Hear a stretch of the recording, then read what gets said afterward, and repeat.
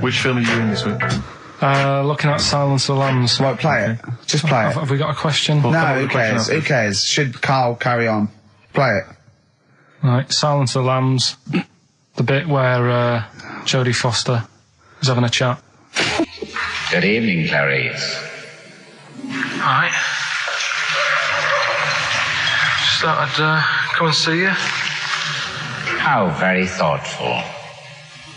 Don't mind me popping in though, do you? It's just no one else is interested in the sort of things I like talking about. People will say we're in love. Well, say what they want.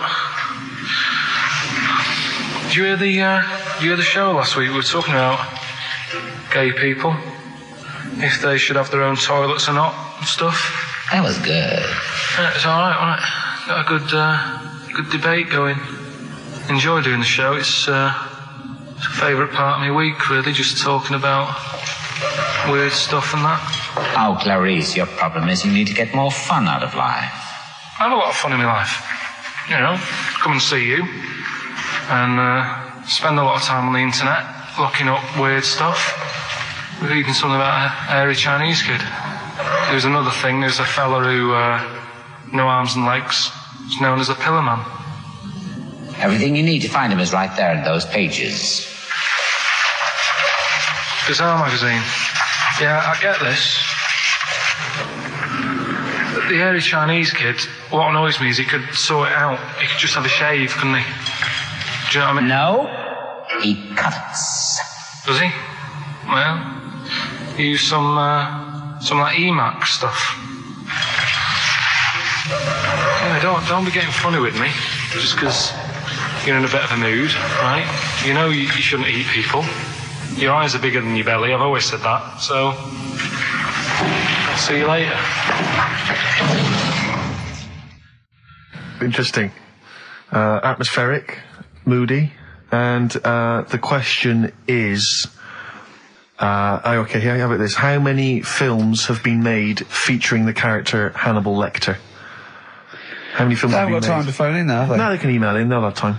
Do you care? I don't care. No, exactly. Ricky.Gervais, XFM.co.uk, if you can be bothered. If you're interested in you want a $4.99 copy on VHS of Silence of the Lambs. He's dissing that as well, Carl. Wasn't it that?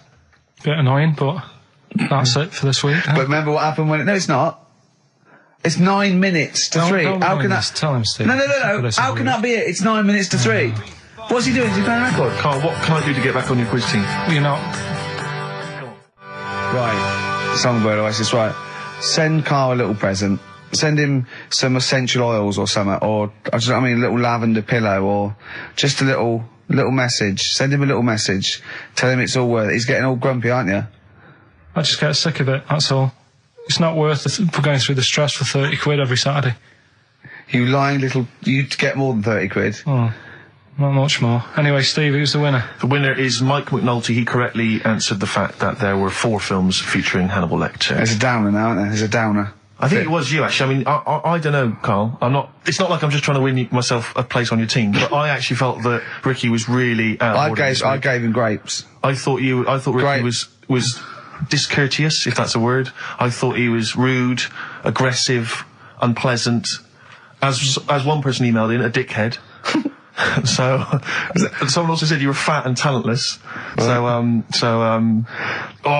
like those emailers who do that sort of thing, but one of them said you were really, really annoying. Well, cheers for that, but you're still not on the team. They didn't like what you were wearing. So, back next week. What did you say?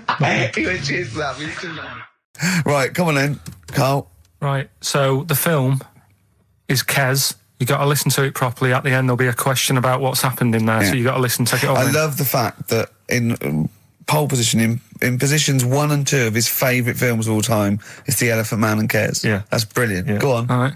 Am I leaving the mics open a bit when this is going out? Yeah, let's have a listen. Yeah? All right. So don't talk then, right? Just put that hot dog down, Rick. And this is the bit in Kes where it's the teacher and he gets up and he has to Glover. talk. What's his name? Is it Brian Glover? No, it's the other teacher. The other one. Anyway. Right. Go on. All right, so here we go. Things that had actually happened. I've got another one. What about you, Casper? Casper! All right. All right? All right. You haven't been listening to a word I've said, have you? Yeah, I heard some of it. Yeah, you. Some of it? Just. Stand up. Always somebody, isn't there, eh? Right, now you're going to tell us a story about yourself. What sort of story? I want you to think of an incident that's happened to you sometime in the past that is true and that you think will interest the rest of the class. All right? Right. What about I work on a radio show at the weekend. Well, are you going to tell us about it? I'll just do. It's 2 hours, and it's with Ricky Gervais and Stephen Merchant, and just sort of play music and tell stories and stuff. What kind of stories? Well, whatever. Like last week, it was science. We were talking about this lad who was growing a knob on his arm. So it's weird.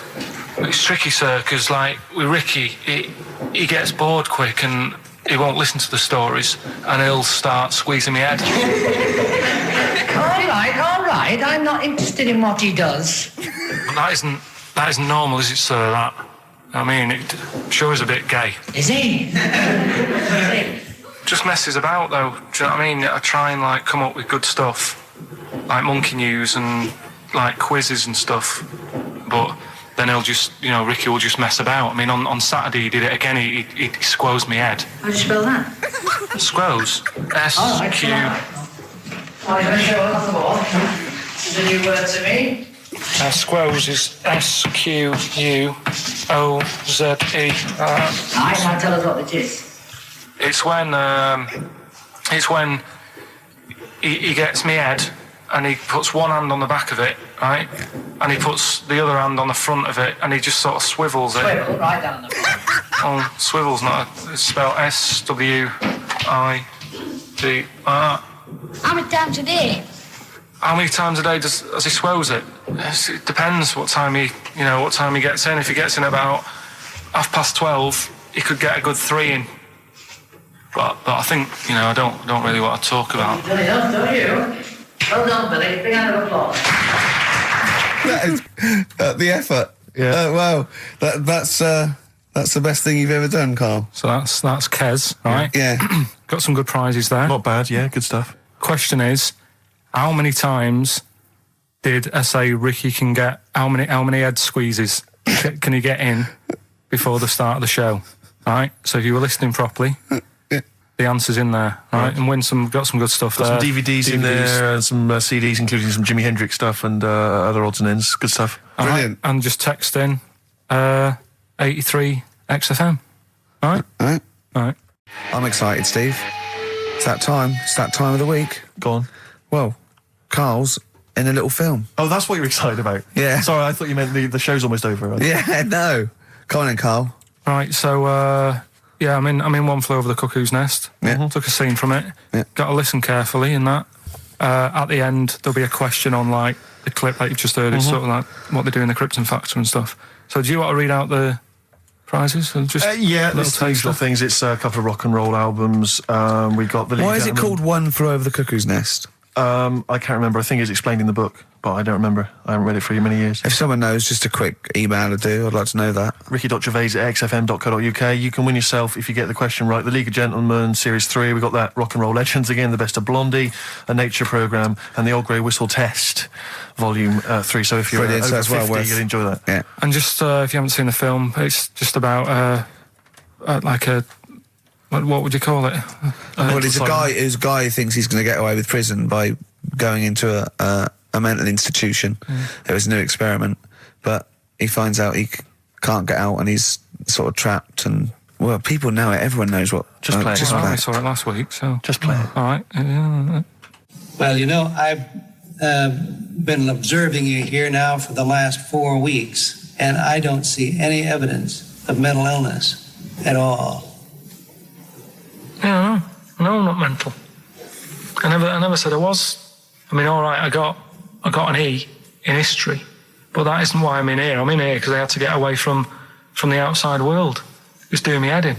I've been working too hard. I'm stressed out. I've been working like loads of hours Monday to Friday, I've been working on a Saturday with Ricky and Steve, right? That's been doing me head in. People think that's a laugh when it isn't, right? You busy right now, are you? You got something to do right now? See, this is why I'm here today, Doctor, because he's doing me head in. What do you mean, sir? Well, he's doing me head in. I came here to get away from Ricky. He is just as bad. I'm smarter than him, ain't I?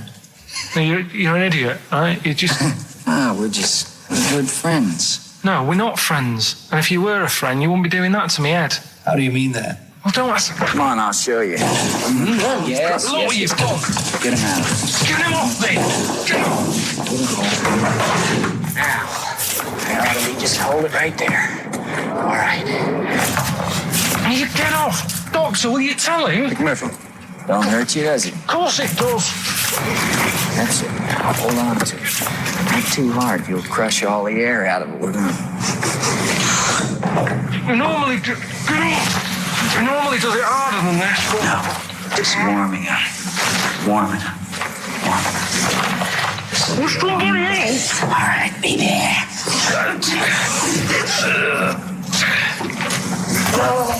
Get off! See what I mean, Doctor? That's what he's doing every day. The state of this. I don't know why you do it, because it's not as if you're going to crack it open. But I tried, didn't I? God damn it. At least I did that. I love it, the effort. Yeah. It's almost, I wonder if it's almost a strange premonition of the future. Yeah. You in some kind of home. All right, well... What's the question? Little question then. What result did I get in history? Good. Right. Yeah, well, tricky one, that. ricky.gervais@xfm.co.uk. Or text. Will we take text? I can't really bother to check the texts. All right, then. Here you know. Thanks for that, Rick. Sneezy. Yeah. All right, I'll play... Prinish Brothers, yeah, it's a lovely tune from their album, what's it called? Yours, Mine and Ours. Blinded by the Stars. Right, redeem yourself. Have you got the film thing you're in? Right, yeah, I'm in a film. It's Pulp Fiction this week. Right. Right. Changed it a little bit, tweaked the storyline a little bit. Okay. It's just... To make it better, yeah. It's just do you know, I've talked about Suzanne's hair and that? Yeah. About when she got it cut, didn't like it and that. Yeah. So it's sort of about that. Listen to it, there'll be a question at the end. You can win some good stuff. Yeah, well... Right. So, and this is the scene where they're in the restaurant, do you know, when they're about to do the robbery? Yeah, play So it. it's not a restaurant, I've changed that, it's the barber's. Right. All right? Okay. All right. God. There you go then. Is there going to be a question after this? Yeah. Say that. Okay. Right. Girlfriend came in here earlier. Had a haircut, I'm not happy with it. Look at the state of that. Well, don't laugh. Yeah? I mean, I don't want to cause any fuss, but just want you to sort it out. Afraid I can't do that. Well, you can do that, because it looks a mess. Look, my friend, this is just where you and I differ. Well, you've got to do something, because look at it. When she came through the front door at home, I thought Dave Hill out Slade had walked in. Funny, I was thinking the same thing. Look, I don't want to cause any problems or anything. She hasn't even seen it properly yet. She sort of had it cut and came straight home and didn't look at it. Suzanne, just look in that mirror. Look what they've done to your head. God damn it, what is it? Suzanne! We're not going to do anything stupid, are we? I'm the manager here. There's no problem. What do you mean it's not a problem? Look at the state of her hair. Be calm, cooperate, and this will all be over in a minute. I'm gonna go home. No, we're not going anywhere until they've sorted your hair out. I'm not walking home with you with your hair like that. It's embarrassing. So let's just get it. You die. No, forget having it dyed. Just get it cut. Colour's not a problem. Just sort it out. Just get rid of... Let's see what we can do. Right. Good. Look at it. Look at the state of it. I'm trying real hard. Suzanne, just keep your head still there so you can... Just hang in there, baby. You're doing great. I'm proud of you. Just sort that bit out there. Just cut that.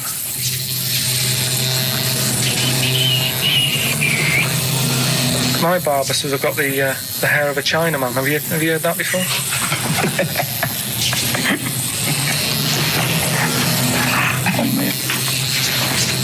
What?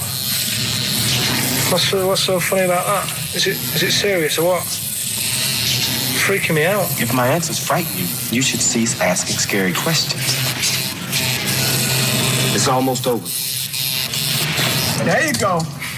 No, it's not brilliant, but that'll have to do, won't it? I reckon we'll have to buy her a hat on the way home. Yeah, that's probably a good idea. Do you think Suzanne's listening? It's alright, isn't it? I like the fact that in that she's represented with a sort of dimwit southern accent. Yeah. Your girlfriend. So I'm sure she'll have appreciated that. Alright, It was nice, yeah. It was a nice... I don't know what kind of copyright infringements that was made. Yeah. Well, Right, well, the question is, what did I say is odd about my hair?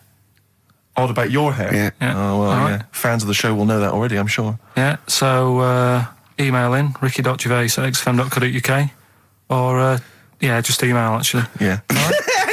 Bored? Right? Yeah. You can win some tat. The usual address. That is a beautiful record. Yeah, this is Thunder Road by Bruce Springsteen, as recorded by Badly Drawn Boy. You'll enjoy it. Good job. Right. It's all right, love. The batteries are included. Got you a pumice stone. Right, now, do we need them? Do we need them? It's something we started a few weeks ago. We're always talking about animals and insects and that. And it's like, if you took an animal out of the world, would we have problems? Right? Would it make any difference? Yeah, would it make any difference? We did jellyfish last time, didn't we? Yeah. We sorted that out. The woman said we've got to keep them. We do need them because turtles eat them. Yeah. So I've moved on. Octopus. Do we need the octopus? Yeah. Let's find out.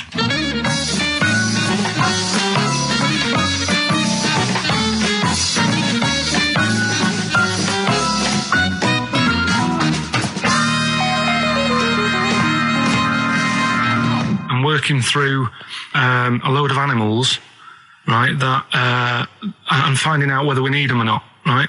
Right. Because, like, jellyfish, to me, I'm a bit puzzled by them. I don't really know why we need jellyfish, and I spoke to some experts. Turtles eat them.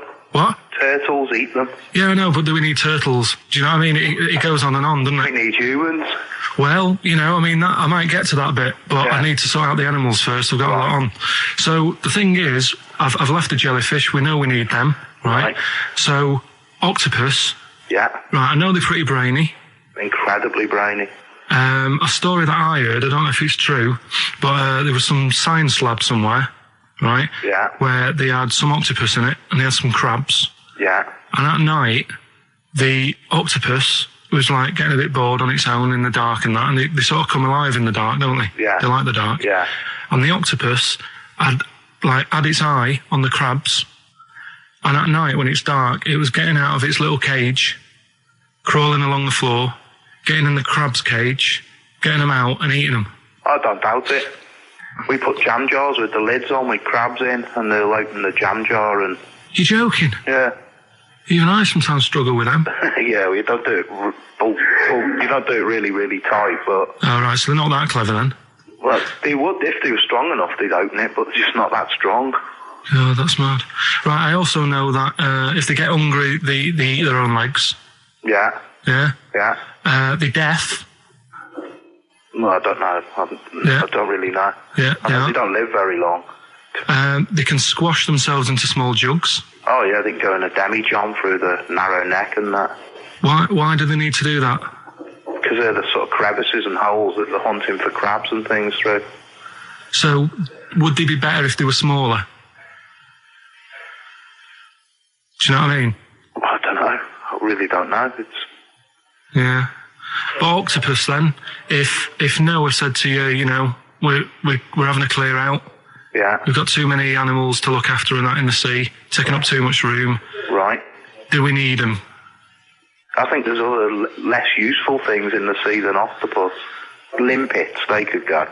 Limpets? Yeah, they just sit on a rock and do nothing for 50 years. But they're not getting in the way then. How big are they? Oh, not very big. Yeah, you see, I might come round to them, but I never think, I'm sick of seeing these limpets. Whereas octopus, crawling about, opening jam jars and that. You'd never see them though, they're really rare. Wow. We get 2 or 3 caught a year, it's quite amazing. Do we need them? Yeah. Yeah? Yeah. Well, we'll just have to keep them then.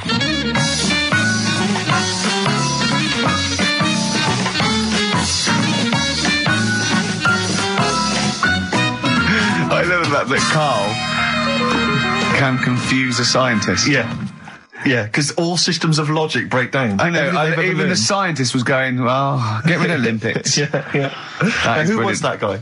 I think his name was Chris. And where was he from? In a place called Megavissi, where I went one year. Megavissi. And he's a scientist, is he? I think he's got a fish shop or something like that. He's got a fish shop? No, he doesn't. Well, like an aquarium type place. Oh, right. So a fish shop. It wouldn't fish and chip shop. It wouldn't be past him that he a Winkle store. He's got a Winkle store at Poole Harbour. Yeah, that's an expert. Oh dear. But, what have you learnt from that then? Well, that we don't know whether they're deaf or not because the bloke in the chip shop couldn't confirm it. They eat their own legs. Think of that. That's a bit weird. Yeah. They eat their own legs? Eat their own legs if they get hungry. Right. And they grow back, don't they? I think so, yeah. If you eat one, they'll grow back. Yeah. And yeah, you can put them in little jars and that. If you wanted to. Yeah. It's just a bit weird, isn't it? It's like no, but do you know, like, you know, people have a go about being cruel to animals and that. But what he was saying there is, right, what they've watched an octopus do. They've got hold of a crab, right? So that'll be being stressed out because it's out of the water. Yeah. They've then stressed it out even more by putting it in a jar. Right. Which you didn't like. Which you didn't. And then an octopus is crawling about on the jar. Yeah. And the crab knows that the octopus wants to eat it. Right? Yeah. So then it's having more threats. Yeah. Because of that. And then they let the octopus eat it. Yeah. I think that's pretty... Do we need crabs? Do them next week, yeah? Well, I want to sort out snails first. Right. Right. What's your pitch for snails? What do you know about snails? I know that bats eat them. They can sleep for 13 years. Right. Can you believe that? Okay. He said to me, snails can sleep for 13 years. And I went, right. He went, thing is though, if it was a scientist and he was, he was looking at it and he put it in a quiet place, it might well doze off. He said it wouldn't be the same if it lived on the streets. And then we went on to a whole thing about homeless. He wants to do a game show with celebrities being homeless for a week. What do you think? What should we do next? It's too much. Do we need them out of the way? Do we need them out of the way? Yeah, just let's explain it again. If you're new, I'm sort of on a bit of a mission to find out. You know, we've got a lot of animals and insects in the world and stuff. Yeah. Do we need them all? It still amuses me. So we've found out we've got to keep jellyfish. We've done octopus. She said we've got to keep them. This week, snails. Do we need them?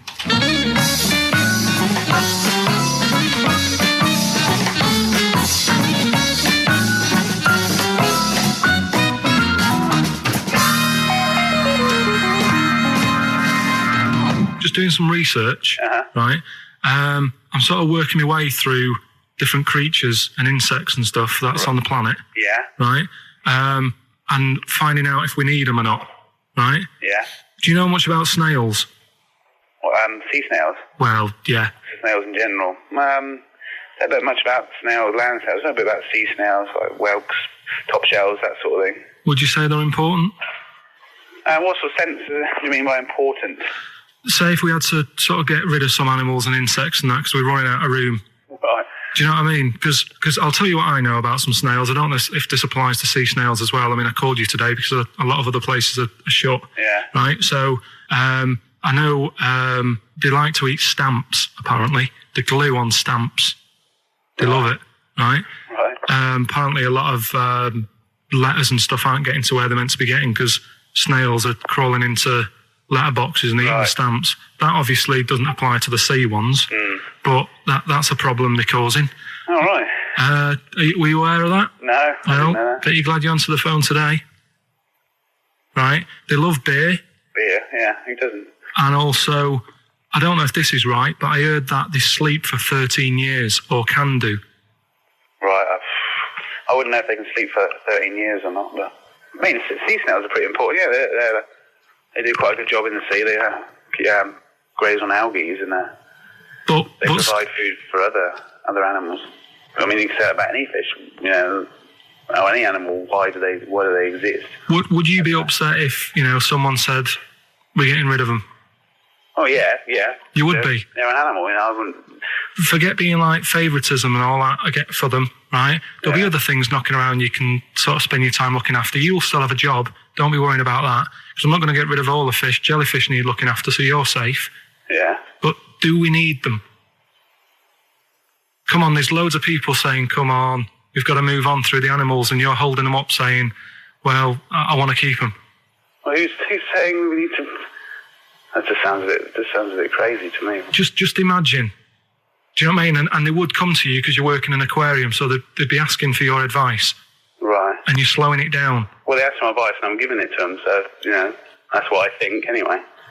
Yeah, but snails, like I say, they drink beer and that, What did they do apart from some food for a whelk? They were around, their descendants were around a lot longer than we have been. Yeah, they've been around a long time, but what have they done? Well, they've survived that long, so they must be doing something pretty good. Well, apparently they sleep for 13 years, so really, even though they've been around for ages... I think that sounds a bit... But I don't think they sleep for 13 years. Not all of them, just the tired ones. So, snails, do we need them? Well, yeah, I just think they've got to, it's not for us to say, do we need them or not, we can't. So you think we should keep them? Yeah, definitely.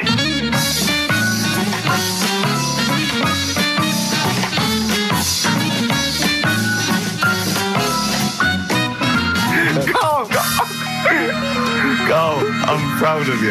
That was getting really quite annoyed. I know. What did he think he was doing? What? I don't know what you tell these people. I mean, you don't get their permission to play this out, do you?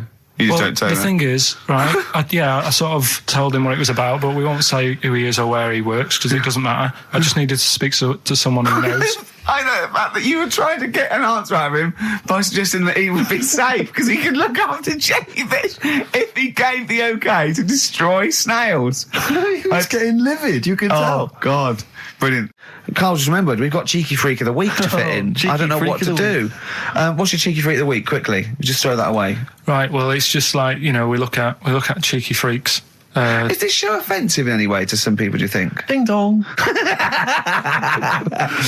Got any buns? Oh, it's the Elephant Man. Go on. Right, well, it's a bit of a problem for you, this one, Steve, right? I'm chucking it forward to you. Remember the Cheeky Freak of the Week that we were talking about? That illness where people age quicker? The 5-year-old girl that was older than her mum, and he said to you, what, if you ran off like you wouldn't serve her fags and beer? And you went, no. He went, why not? And you went, because it's a 5-year-old. Yeah. Right? He went, oh, she's got enough problems. Give her some fags. You remember that, don't you? Sure. Yeah, right. So, another dilemma for you, right? Picture this. You're running a restaurant, right? Door goes, right? Few people. Most of them look normal. You notice the woman at the back, crawling on all fours. Top half is woman, right? This is real. Yes. This isn't like a comic or anything. This is on, yeah, on the internet. I've seen it. They're called dog people, and her legs just come straight down. They're like little twin legs at the back, and so they walk on all fours because it's easier. Dog people, right? Yeah, not dog people. They're human beings with deformed back legs, so they walk. It's easier for them to get around like that because they can't stand up because they can't stabilise, and also it comes straight out of their hips. Right. So you're running a restaurant. It's a busy night. You haven't really got time for any hassle. She comes in. Would you serve her? The premise being what? That he doesn't serve dogs? Because the restaurants don't allow animals in. Right. So it's a dilemma. It's not a dilemma. Right. She's not a dog. She's a human being. Yeah, with I put a plate of meatballs on the floor, and she tucks in, and a little glass of, a little bowl of wine next to it. He turns round, there's the woman older than... Get away from that plant!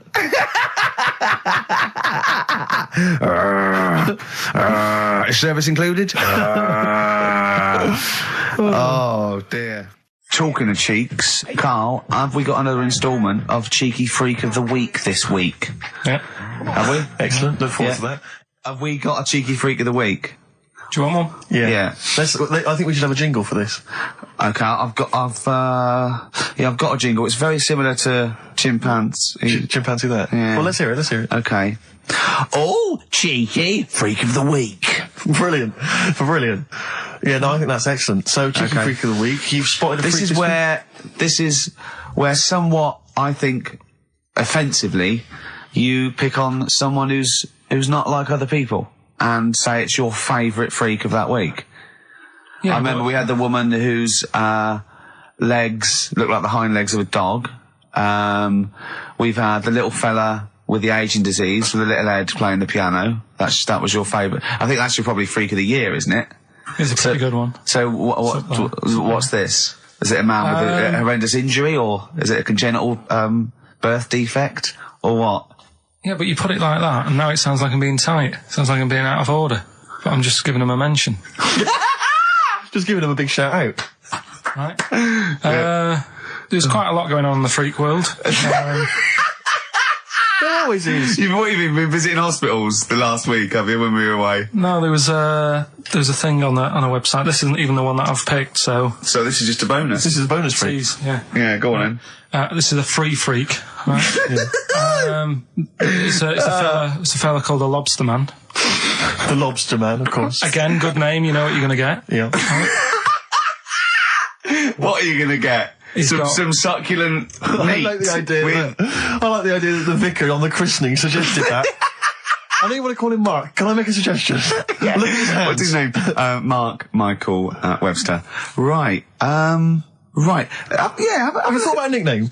Not really, no. Have you looked at his hands? Yeah, we don't want to talk about that because do you know they look a little bit like lobsters? Well, yeah, but it's quite deformed. It's like, we Can I suggest Lobster Man?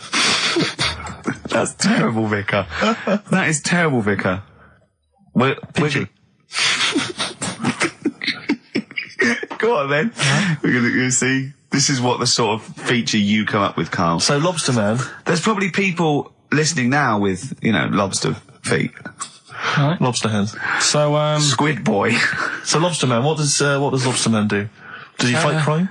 Not that much. Okay. Apparently he got into a bit of trouble. He was in a restaurant, and this was years ago, by the way. And someone picked him to eat him? No, apparently the waiter said, "Oh, you shouldn't be sat here, you should be in my pan," or something. Oh dear. And they had a fight, got out of hand.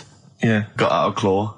And, so that was... What do you mean they had a fight? What did he do? A waiter took the mickey out of someone with...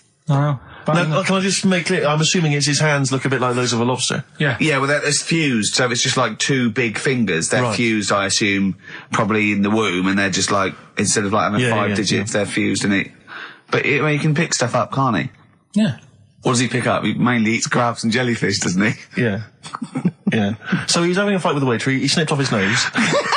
Right, so anyway, he just held on to the waiter's bib. Yeah, and the waiter was screaming, "Go and get him off me." Yeah. So anyway, does he eat other lobsters? Does he think he would eat lobster, or is it kind of? Would he feel bad about eating lobster? Right. The little cheek of the freak that we've gone for anyway. The what? The little freak of the week, cheeky freak of the week. We've gone for this Siamese lad. Okay. Right. Happened back in. You can't have a Siamese lad, can you? All right. Yeah. This Siamese twins happened back in 1693. Oh, he's got a date. Blimey, that's the first time ever. Yeah. And all it was, he was doing all right for himself. He used to go on those circus things he used to do. They're two people you're talking about, Carl. So we're going to him. All right then. All right. They did this circus show, right? Yeah. And everything's going well. They're selling out the tents and stuff, people coming to see them. Yeah. He was doing all right for himself. Yeah. Right? Sorry, before I said that, did you think a Siamese twin was a man with 2 heads? Well, it can be, can't it? It depends. There's 2 people, they're conjoined. No, but it depends, doesn't it? The one that I shown you in that book that time was a fellow with 2 heads. No, it wasn't. That was a stupid picture in one of your stupid books that he had a growth that looked a little bit like it had a face on it. It wasn't a man with 2 heads. You're the same sort of people who send potato chips to restaurants and say, "Doesn't it look like Norman Cook?" Yeah. It's not 2 heads. We'll bin this feature. No! No, it's just... They're two people. They're two people. Conjoined twins. Right, so these... It's just they just happen to have a similar taste in clothes. Okay.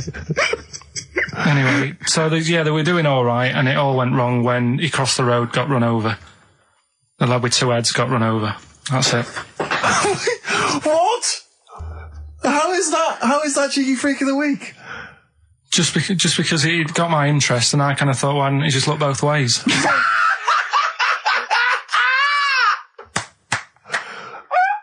I'm intrigued to know Why wasn't he looking both ways? I'm intrigued to know how you get run over. What was it, 1629? Yeah. Well, it's horses and that, wasn't it? Yeah. Oh, why wasn't he looking both ways? Karl Pilkington, you are a genius. Play a record, you fool. Cheeky Freak of the Week, do you want to... Oh, definitely. Should we do Cheeky Freak of the Week? Cheeky Freak of the Week? I can't wait. I'll always do these. I'd start off with these. All right, well, let's have the jingle for Cheeky Freak of the Week. Oh, no. Do you remember it? No. I remember it. Oh, Cheeky Freak of the Week. Brilliant. Something like that? I want some more, though, because that was slightly half-high. Oh, Cheeky Freak of the Week. Excellent. Right. This, we're going back again. Yeah, 17th century? Well, it was 1829, right? Oh, I'm impressed. Now, the problem is with Cheeky Freak of the Week... not so much the week, is it, if you're going back to 1829? Well... Not even of the century. You haven't even done Cheeky Freak of the century. There's... What's the problem with Cheeky Freak of the Week? Just because... Other than the sort of moral implications. Yeah. Well, last week, it was a fellow with two heads. Yeah. We've done Siamese twins. It's Siamese twins again. Oh, no, it was Siamese twins. It wasn't a fellow with two heads last week. It was Siamese twins. Conjoined twins, sorry. They're two different people. This is what I'm telling you. But this is the problem. They're going to crop up quite a lot just because they've got double a chance. All right? Oh, please don't write in and complain. He knows not what he does. You understand, don't you? Karl will actually feature one day in this section. Yeah. So, right, go on, Karl. We're going back to 1829. Yeah. All the way back there to 1829. The retro conjoined twin link. A couple of guys set up a business. They were called Chang and Ang. Oh, they're the first. That's why they were called Siamese twins, because they wasn't that what it was based on? Those two, Chang and Ang. Was it? The original, yeah. That's why they're called Siamese twins, because I think they were Siamese. So these are the first ones. Well, not the first ones, but they're the ones that got to fame, I think, and why people started calling them. People started calling them conjoined twins, Siamese twins. I think I'm right there. Anyway. Good. Well, the sort of set up business, sort of going around the US. Well, both of them. And Europe, yeah. Yeah. And what they used to do, people were amazed by it anyway. Yeah. People wanted to know how they get through life doing certain things that you think about. When you think about Siamese twins, you think about, how do you get through a day like that? Yeah. Right? And the thing that cropped up the most with people was how they take a bath. So they used to go on tour around the US and Europe and sit in a bath, have a wash and that. And did they ever wash each other by mistake? They go, oh, that ends there. That ends there. Like those things in supermarkets. They put one of those down. We go, oh. Now, as Chang and Ang, they're in the bath. They're washing their own bits. They got one of those dividers, right? They go, well, that's definitely yours. I marked mine. That's definitely mine. What? Don't wash that, Chang. I wouldn't, Ang. I wouldn't wash that. Right? So what are they doing? They're in the bath. Carry on with the story. That's about it, really. I mean, that's the fact that people... So, two little Oriental fellas joined in the hip, had a bath. No. That's your story. No, they didn't have a bath. They they must have done some sort of research, right? Who? Changarang, right? And they said, well, what do people want to see? Isn't that basically Roller's song? But it's an idea that people have queued up. They've paid their money. They're in a tent. They're going, well, I hear they're going to have a bath. They're going to have a bath. Two Siamese people, they have a bath. How would they possibly do it? Well, I've heard they get into a bath. But that's I don't know what they wanted to see them nude and where the join was. No. More than how do you get in the bath? I don't know. That's what they picked. They said, what would be good to see? What do you want to see them do? Having a bath. How'd you get into trousers? Was there exactly? This is all part of it, isn't it? That's why they picked having a bath. This is all part of it. Well, they watch them get dressed afterwards. Yeah. Who was the best out of Chang and Ang? Who was your favourite? They both look the same, to be honest. There's a surprise. One was a short ginger woman. Oh dear. Is there anything you know? What would be better than having a bath for you when you'd seen them? What would sort of make you go, oh, I wonder? One of them pulling and the other one going home alone. Yeah. I go like, look, she's definitely up for it. I'm taking her home and go, oh, what am I going to do? Can I watch? Definitely not. Definitely not. Look, you go to bed. I want to wine and dine her. But if he's got back to their place and they're going at Hammer and Tongs, but it's only one of them. No, Hammer and Tongs were their cousins. Right. They lived miles away. Yeah. If one of them gets knackered, can the other one take over?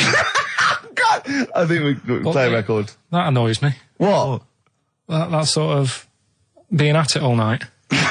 What do you mean? Let's put a song and I'll come back. What do you mean? No, come on. Seriously, because okay. R.E.M. Yeah. Well, after R.E.M. Night Swimming, being at it all night, and why it annoys Karl. Cheeky freak. Controversial cheeky freak of the week, where Karl finds a human being with some sort of congenital or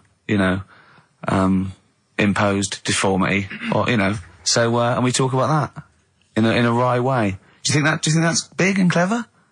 No, but that's just it. It's never about taking the mickey out of someone, right? It's to make you think. I'll tell you what isn't big and clever. How lucky you are. A dwarf with learning difficulties. Nice. Yeah. Well, we'll explain it to you. I think I do more than press the buttons. Right, see, this is it, right? Karl has had a little strop on since last night, okay? And He's had a little strop on? Yeah. You said strop on. I just wanted to clarify. And, I don't know why. He says that I'm an annoying person. He says that I wound him up, right? Which I don't know. He says that you're winding up because you're sort of like negative about everything. I'm negative? Yeah. And, but what I think it is because we pointed out that his lateness is unacceptable. Yeah. He said, meet you at 6. He turned up at 20 past. He said, well, someone stopped me in the corridor. I don't care. I've got stuff to do. We had stuff to do. I think we're a bit busier than you, Karl. You've got one job. We've got loads of jobs. I keep telling you that. Yeah. You got one job in a little room, a 9 to 5 there, that you don't even get done in 9 to 5. That's why you're late and mucking around all the time. There's loads of work to do. Yeah, one job. No, cool. It's not. It's one job with a lot of other jobs in it. It's like those little Russian dolls you get. Right? Well, it's so not, is it? Go, yeah, it is. Yeah. Everyone thinks, he only sits in his studio messing about, making songs a phrase. That's what I do in my free time. Which we've got coming up later. Super slick. Songs a phrase, we're doing that. You can win some stuff. Yeah, we've got the film that we haven't done for the last 2 weeks. The final film, we won't be doing that. Let him down. There's 2 weeks. So you're 2 weeks late on that. Can I just ask, guys, is there going to be some great music? Yeah. Well, what about something from the Only Ones? Yeah. Planet. Brilliant. Right. Songs a phrase coming soon. Is it? Yeah. What is it this week? What's the phrase? We're remember the story I told you ages ago about my neighbour having a horse in their house. Oh yeah, having a horse. What's happened with that? Lenny Henry doing it as a series. So and people nicking your ideas left, right, and centre. Well, that's the phrase we'll be using anyway. What? My neighbour had a horse in her house. How many words is that? 6. My neighbour had. So there's no grammar either. My neighbour had horse in the house. My neighbour had horse in house. What is the phrase? My neighbour had a horse in her house. Are there any prepositions? Are there any prepositions in this sentence? Look, don't judge it beforehand. You see, I'm turning over a new leaf. I think this is a great idea. I think Karl's a genius, and I look forward to hearing this enormously. Yeah, okay. And I won't be sick on your leg, or squeeze your head, or make you jump when you're making a cup of tea. Just looking through the Guinness. That's still the funniest thing, isn't it? Squeaking at someone when they got a cup of tea. Right. It's a good game. Drink 8 pints. Go on. Songs a phrase. Songs of phrase, nicely done. Right, we'll get this going. How do you feel, Karl? Yeah, Again, disappointment. Right. Disappointment probably to your family and friends. Well, I don't think they'll be that gutted, to be honest. Right, songs of phrase. Well, Carl, why don't we play King We'll come up with songs of phrase, because it's a big tease, people love that. Yeah. It's one of the hot new We've got quizzes. one more thing for you to eat. No, I'm not doing any more of that. Seriously. Play a song? Right, songs of phrase next. Right. That was rubbish, that half hour. Rubbish. That's great. Roots. The Seed, XFM 104.9. I bet that is a record. Eating grapes whilst DJing. Possibly. I'm assuming if there's any listeners out there that have a record-breaking attempt they'd like to see Carl undertake in future weeks, they should email in. I think Jono's got that one. Right, what have we got then? That's that. Right. That's the silliness aside now. Let's get on with the proper show. Right, songs of phrase. Yeah, let's do that. On to the classy stuff. Yeah. Do you want to do the prizes first? Right, now then, where are they? Here they are. I haven't seen these, but I'm excited as ever. Alright, we have a t-shirt there, arbitrary t-shirt that you have probably stolen off of someone. What does it say? Is it the Red Hot Chili Peppers? So if you found that, that's not too bad. It's a big t-shirt there. On DVD, this, should you be giving this away? This looks like it's the film Don't Say a Word. Yeah. And it's, it doesn't have all the proper packaging. It's literally the disc, the DVD disc, just loose. So enjoy that. The current album from Oasis, Heathen Chemistry, DVD, on DVD, The Life of Mammals, the complete series, the David Attenborough recent DVD, that. Walking with Cavemen, which I think is a DVD, it's currently on TV, isn't it? And, well, there you go. Also the X-List, which is a good new compilation, double CD compilation from XFM with loads of stuff on there, including Nerd, Snoop Doggy Dogg, Athlete, all sorts. Go on then, Carl. So not bad, actually. Simple nice one. Well right, done. so, yeah, it's a phrase that's been said at some point, or said a lot on the show. We've had, like, Hairy Chinese Kid. We went back to my mum had wind for 5 minutes and that. Today we're looking at my neighbour had a horse in a house, right? Yep. If you remember, we were talking about that probably about a year and a half ago now. Yeah, of course, right. Of course we remember. They've been talking about it ever since, Carl, I imagine. Yeah. Well, it's famous. It's a world famous phrase. My neighbour had a horse in her house. Right. So this is this week's songs of phrase, and what I've done is I've got songs with those words in that make up that sentence. Yeah. You get to email in ricky.gervais@xfm.co.uk. There's 6 different songs, right? You email in with what? I don't know, there is 6. Me neighbour had horse in house. Is it really that sentence? My neighbour had a horse in her house. It does work, honestly, it works. Okay. Yeah, okay, don't bother explaining it, just play it. Right, yeah. so here's the, here it is. We're just going to do it. Head horse in a house. Right? What in God's name was that? Yeah, name the 6 songs. Head horse in a house. Huh? Are we naming the artists or the songs? Either. Artists. Anyone who gets anything can get a prize. What's more, Carl? Artists, here we go. Head horse in a house. That's tricky, Carl. That's very hard. Once more. Head horse in a house. Email in ricky.gervais@xfm.co.uk. I'll give it another letdown. Another letdown. It's brilliant, this. No. How can you just say that after I've just been stuffing grapes in my face and that? Well, you failed. You didn't get one burger in, right? Even when you tried to chop it up, there's 3, right? So that's it. Well, Steve, out the goodness of his heart, went to McDonald's. Okay, I got some grapes. At 62. That's got nothing to do with this, though. This is my game show here. Bob Holness didn't say, yeah, Blockbusters is good, but I never see him eating grapes. So this is a different thing. Forget that. Right? Here's the clips again. Here's the clips. Head horse in a house. Oh, you know I said I was going to turn over a new leaf and not criticise your ideas? I think it's the end of this one, mate. Oh, he's done it again. It's atrocious. Ricky.gervais@xfm.co.uk if you've got any idea. Whatever. So ungrateful. Right, songs of phrase. Just give it a couple more plays. Just email in. We'll pick a winner soon. Ricky.gervais@xfm.co.uk. Well, this is rubbish this week. No one knows it because it's rubbish. Steve was right. Head horse in a house. There's 6 songs there, so if you know what they are, just... That's the end of that, I think. That's the end of songs of phrase. Email in. I think. We've got none there. No. That's the last week for that. Okay, well, why don't you give us some monkey news? Is it monkey news time? Come on, monkey news. We'll play a song and we'll... No, do monkey news. Let's play a song. Oh, it's a great track. Cheer up, Carl. Is it new? Is this Waiting for an Alibi with Thin Lizzy. What year? Doesn't have to be new. It's brilliant. What year was it out? Oh, Einstein wasn't new when he came up with the greatest theory ever. Oh, hold on. Hey, hold on. You're not new. You know, we should give the prizes away. Yeah, well, this has been dreadful. This thing. We started off well with him trying to force burgers in his mouth, and then he come up with this tapped. I mean, this is the end of this because it's. I mean, it was shoddy to start with. No little Dio couple. Well, this is not only. Well, I'm just saying. This is what I was saying in the pub yesterday when you try to be sick on my leg. I was saying, come up with new ideas if you don't like them, but you diss them on air. Well, it's just disappointing, isn't it?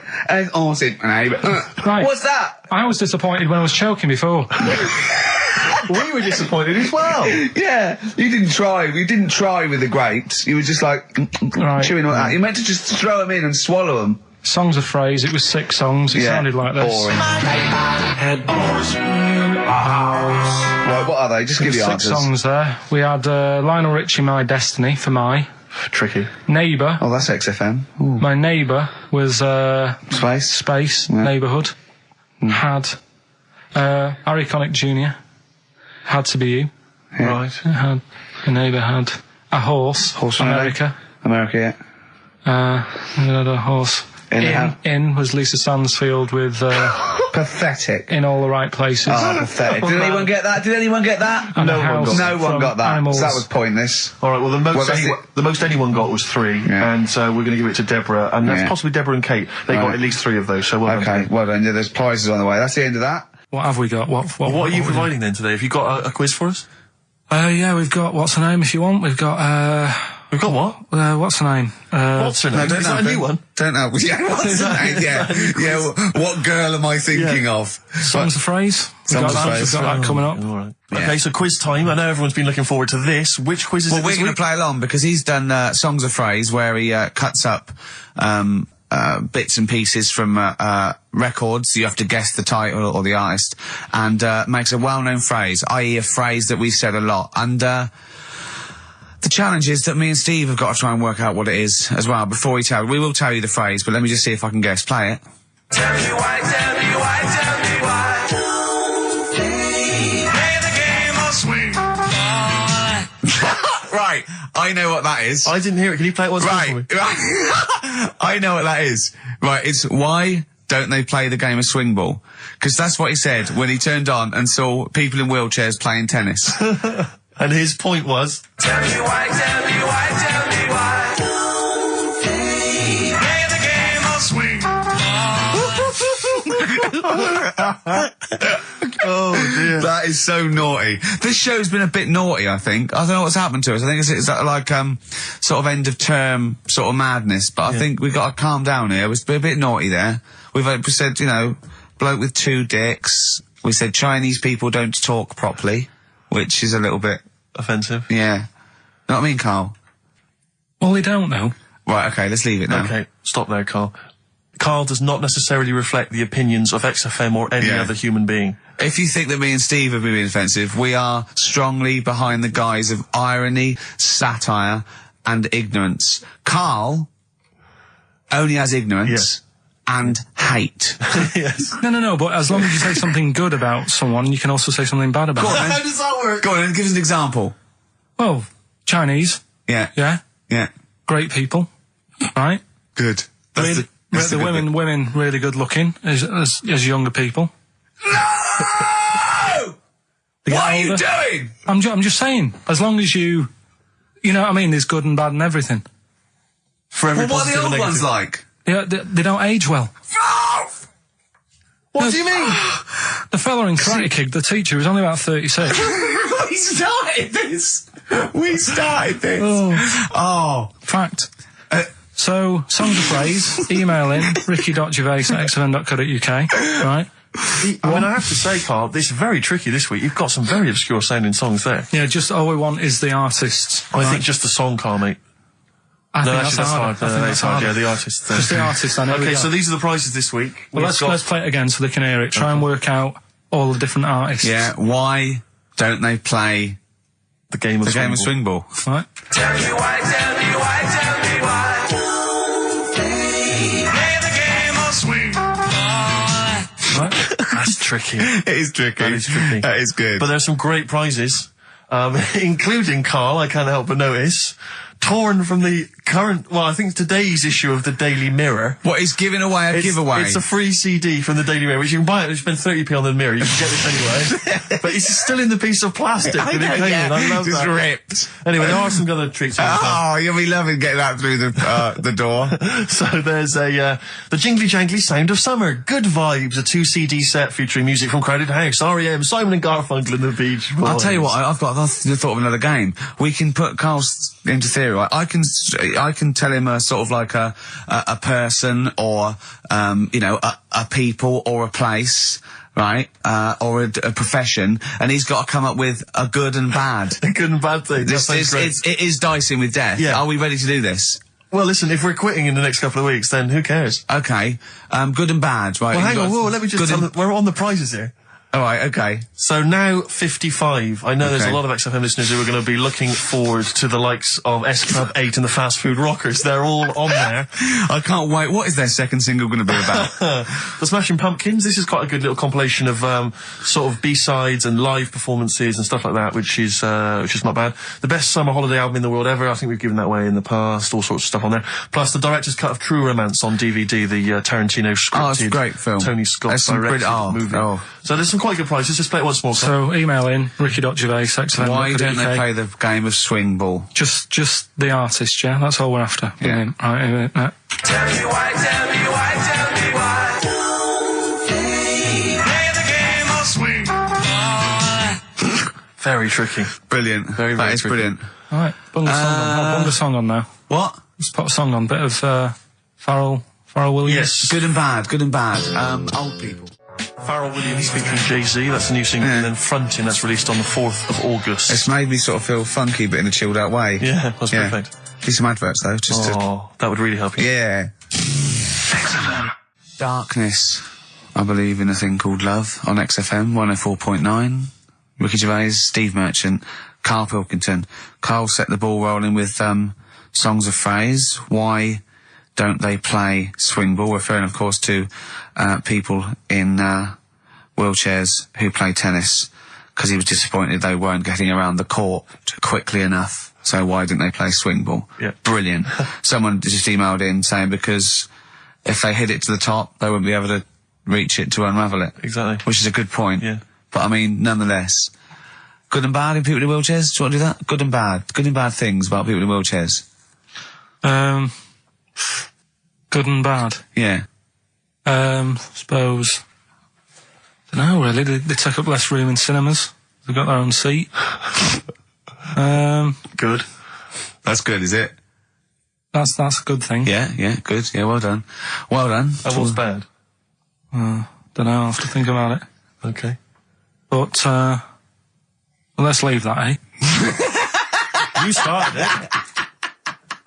Let me just give the email address. But, let me just give the email address. I just said it, so don't talk over it. Okay, I'm going to do Carl's top thing. Ricky.gervais@xfm.co.uk. That's also the email address for your answers to this week's Songs of Phrase. Play it again, Carl, if you would. Go on. Tell me why, tell me why, tell me why. Play the game of swing. We just want the artists, is that right? Yeah, that will do. I've got two that you don't like. Not that you hate them, but that you sort of like, don't agree with them. Would Liverpudlians be in your list? Probably. What about gay fellas in toilets looking at you? Well, I think they've sorted that out. So.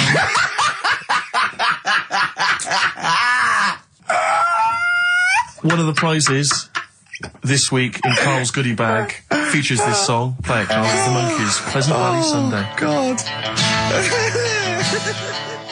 So we giving the answers out for what's his name? Oh, later. Play a tune. I'm bored. Bit of Snoop Dogg. Oh, play Snoop Doggy Dogg from 1993. And What's My Name? Long time ago. It was indeed. 10 years ago. XFM 104.9, Ricky Gervais, Steve Merchant, Karl Pilkington. Songs of Phrase. We've had very, very few entries. I really think people aren't interested. They really have just given up. I mean, seriously, Carl. That's the one thing you contributed to this show, Carl. And it's the weak link, I think. Missing link. In the chain. The missing link. Oh, do you reckon there is one, Carl? Do you reckon they'll ever find the missing link? Wandering around Manchester. Wait a minute, Carl. The the stats then. Let's have the answers if we can. Right, there was Well, let's play it once more. Alright. Tell me why, tell me why, tell me why. Special. Yep. Jermaine Jackson. Play the game of swing. Right, there was Play the Game of Love. I think that was Wayne Fontana and the Mindbenders. Right, you think, but you're not sure. Louis Armstrong was the Don't Mean a Thing If It Ain't Got That Swing. Mm-hmm. Yeah. And Queen, Don't Stop Me Now, We're Having a Good Time, and that. We're having a ball. We're having a ball. Yeah. Well, I mean, considering you yourself weren't entirely clear, I think it's only fair to give it to Paul Brown, who got some of the answers right. PB, you are getting those prizes. Well, they are on their way They're to you winging their now. way to you. 104.9 XFM, Ricky Gervais, Steve Merchant, Karl Pilkington's pressing the buttons. Yeah. We're playing some great moments from the last 3 weeks. And some great records, Steve, from the last 2 weeks. That's true enough. Yeah. We're not actually here today. What are you up to today, Rick? It's 8 hours earlier, so this is about 2 o'clock probably. Mm-hmm. So it's about 6 o'clock in the morning. I'm still in bed, mate. I'm asleep in my hotel room. Now, where are you? We're in LA. Los Angeles. Yeah. City of Angels. Rick. Yeah. City of Angels. Yeah. And so that's what we do. We're doing stuff like that. That's why we're not here. We're not here next week either. So next week is the best of this week. Alright, so here's the first bit. Class. Rock the Casbah. I love the fact you had at least 3 minutes to get that right. I know. Prepare and get that right. I know, but my mouth was full of Maryland cookies. Yeah. You know, last week, and this would blow your mind. He came in, do you know what he'd bought? For himself, about 10 penguins. Who buys penguins still? I know. All wagon wheels. Oh, I've never liked wagon wheels. You've not been a fan? No, but I was sorry about that. It's The Clash and Rock the Casbah. Talking about records, have I told you that time my brother-in-law, he was moving out of his place, and I think moving in with my sister, and I was about like, I don't know, 13, and so he was about, 30, and I moved in, and he brought round all, his records when he was storage to leave them at our house, right? And he had all these old sort of records, 50s and 60s records, and they put them upstairs. And I was looking through them, and it's just all like Elvis stuff and Beatles stuff. And there was a mate of mine who loved Elvis, okay? And he had loads of chemicals. Yeah, he had loads of chemicals, and I was into chemistry. And he said, "Let's swap me some chemicals for them." So I sort of nicked about 5 Elvis singles, and I got all these chemicals, and then the guilt just hit me. I just thought, well, he's going to notice that. And one night, I just came downstairs and I confessed to my mum. And she went, all right, well, I won't tell him, but you've got to be good. And it's sort of like I was just really, really good for a year. And then I remember when I was about 18, my brother was talking about it. And he said, did you ever play those records I left for you? Brilliant. He told my mum, he said, these are for Ricky. She just didn't tell me. She was sharp, wasn't she? She used opportunism there. Oh, that's genius. And that was it. That's why I was good. But you've never stolen anything since, have you? No, I don't. Except that spate of shoplifting after that to teach your mum a lesson. yeah. Well, I went round and arson. No, I did. I just couldn't believe it. It was terrible. That's the sort of thing I think we need now, right? We've covered a lot of stuff. What, education? Teaching, yeah. Well, okay, what do you want to know? Don't know. Have you got something? Can you educate us on anything? I've been reading bits. So could we bring back just for one night only, educating Ricky? Oh, I'm excited. Yeah? Do you think it warrants that? I don't know enough about it. Do you know what I mean? About what? It sounds perfect. Play the jingle. Educating Ricky. He's getting smarter. A couple of things happened in the week that I read about. Okay. Keeping up on what's going on in that. Sure. Yeah. One was about that Galileo fella. Okay. Was it about 1636? Was it? I think it might have been earlier. Bad. Go on. Did some stuff with light and that. He did lots of physical experiments, yeah. Is that it then, Carl, is it? He did some stuff with light and that. What did he do with light? What was that? Well, I think he invented the first... Telescope? Telescope. So I think it's a particular lens, though, and he did experiments where he dropped famously two different weighted balls from Pisa, and they hit the ground at the same time, showing that it doesn't matter, the weight doesn't matter, but air resistance does and stuff like that. I think he probably He explained it a bit better than that. Yeah, but I'm talking to Carl. Sure. Did they need to know He's stuff? just thinking about pizza. Yeah. Did they need to know stuff like that back then? What do you mean, did they need to know stuff like that? It's just... There weren't people going around going, I've got to drop these 2 things off the Leaning Tower of Pizza. I just don't know which one's going to land first. Yeah, I need to know. Why do you need to Bring know me that? Galileo. Yeah. It's for a bet. Yeah. No, but if I was knocking about then, I'd be like, stop messing with that. We need a telly. Or, do you know what I mean? I bet he thinks the Flintstones is real. I know. That'd be brilliant. That's what I'd do if I was a caveman. I'd make a telly out of rock. Yeah. And a pelican and a as car a cement that I just mixer. ran along the road with. Yeah, exactly. Yeah, we need a car. Yeah. Well, we haven't really got the internal combustion engine. Can you stick your feet through the bottom? Yeah, just get me a car, for Christ's sake. Anyway, so I learned that. And then, What? You learned his name. Yeah. Other people I learned the name of this week. Oh, if a chimp could watch telly. Go on, Carl, go on. Brilliant. I love that. That's like a ride song or something. That's my favourite one. Ride-ish. Ride-ish. Feeder.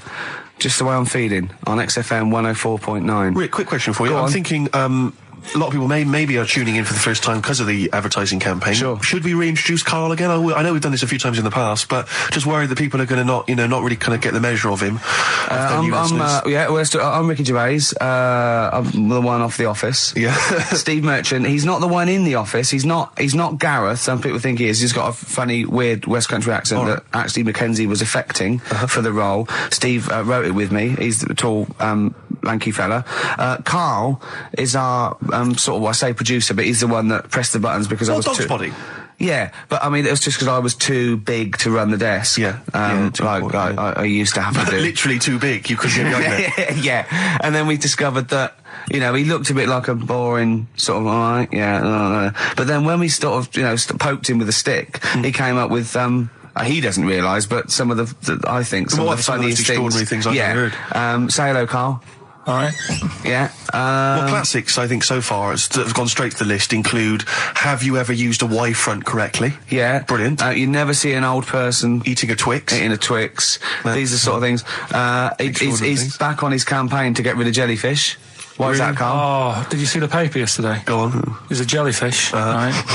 It's about 15 foot long, about 5 foot wide, and there's a fella swimming next to it. And the paper's going, oh, look at this we've found. There's loads of them in Japan. Yeah. And it's because the water's getting hot, so it's making jellyfish really big.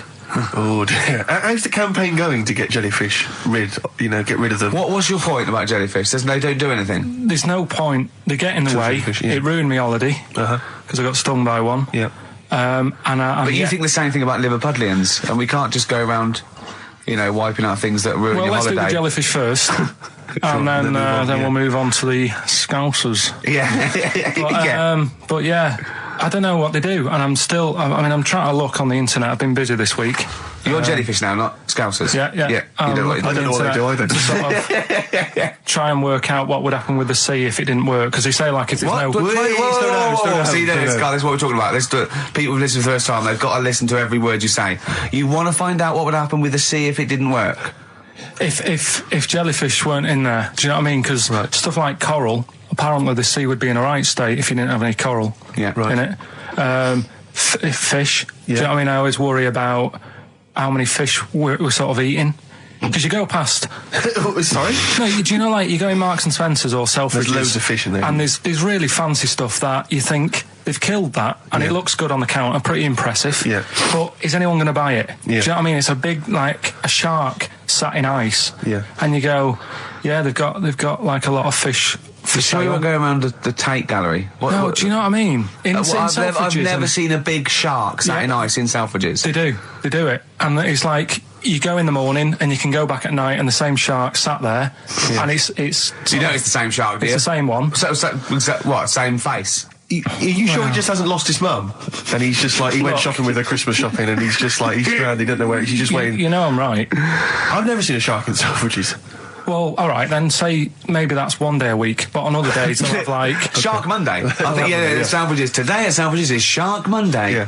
Yeah. No, it's just that... So your point is that there's all these fish not being eaten. Yeah. So and they're being killed. They've taken them out of the sea, no one's eating them. And you're worried, what, that the sea's going to rise because the more things you take out? Well, we're just going to run out. Because the fish drink it, don't they? And that keeps the water level down. Yeah. No, well, you know what I mean. There's stuff that worries me. You're worried that... Was it you who said that you were worried that... Because, there's sponge in the sea. Yeah. But if they took it all away... No. Was it... Is that him? That's a Stephen Wright joke. Is that Stephen Wright? What was the joke? Sponges grow in the sea. That kills me. How deep would it be if they didn't? I love the fact that he confused you with Stephen Wright, who for a living purposely says ridiculous things. Yeah. Does that worry you, Carl? Well, think about that and play a record. What do you want? I'd love to. A classic, a beautiful song by Simon and Garfunkel, April Comes She Will. Now, you weren't speaking to Suzanne last week at this time because you said she had a haircut, probably quite an expensive haircut. She's a lady in media. She's got to look good. She probably doesn't go to the barber like you or just shave it at home. She probably spent quite a little bit of money on it. She came home.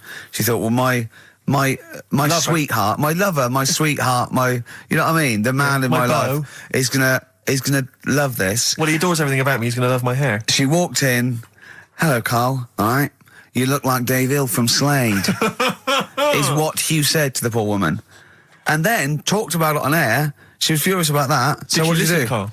She did listen, yeah. She wasn't happy. And she heard you slagging her hair off? Yeah. So this is probably annoying her now. Well, no, it doesn't matter. We can do a lot today because she's at work. And of course, no one's going to tell her. Let's have a chat about a fat arse, shall we? Hold on. Oh dear. You are in so much trouble. That's... Look, he's realised he is a little bit worried. Oh, didn't you go and buy her a coat or something? Took her out on Sunday and treated her to a new coat and that. Yeah. But I offered, I said as well, I said I'd pay to have it done again. Oh no! Carl, you have... Oh God! Oh my Christ! So she listened to the show. What did she say? You got home, she'd heard you slagging her hair off. Imagine that. He thinks that's a good thing. So we've won the pools. Brilliant. What are we doing? Well, you can have facial surgery now, love. It's sort of like... It's just... Christ! You offered to have it done again. Unbelievable. Yeah. But I got home and she's like, being moody with me, right? Yeah. You thought something's wrong, so you must have listened to the show when I was slagging off her hair. Well, his first thought was she's probably looked at herself in the mirror. She agrees with me. Yeah, that barber's been round again. Yeah. And she just said, that wasn't very nice of you, was it? Oh. So I just said, hang on a minute. I said, that's what we do on the show. When I'm slagging off, Chinese people looking old or whatever, I said, you never interfere. Sure. I love the fact... She's got to get her priorities right. I love the fact that she's in the same queue as a billion people you've never met. Yeah. That's fantastic. She's in the same queue. Well, you didn't complain when I was slagging off. Carl, I don't think Carl has ever admitted he might be in the wrong. Ever. Certainly not to your eye. So did you admit... That is so true. Isn't it? That is so true. He's never admitted that he might be in the wrong. So did you, in this instance, agree that maybe you'd overstepped the mark? No, I just said she took it badly. Do you know what I mean? It's only a haircut. Yeah. Yeah. Well, Steve, you haven't seen it, so you can't start interfering on this one. No, okay. No, I haven't seen it, but I very much doubt she looks like Dave Hill from Slade, who, if I'm unless I'm mistaken, used to cut his hair with garden shears blindfolded. Well. So, you know what I mean? And did her teeth stick out and she started to speak with a Brummie accent as well? I've got used to it now anyway. And so did you bought... So at some point you came crawling back and you said, do you want me to buy you a coat? I just said, let's leave that. Let's go out and have a good weekend. Sure. But get your hat before we go.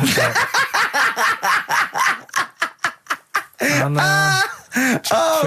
treated her to a new coat and that. It's a nice coat, so people will look at that rather than looking at the head. So does it do flash? It's got obscenities across the back.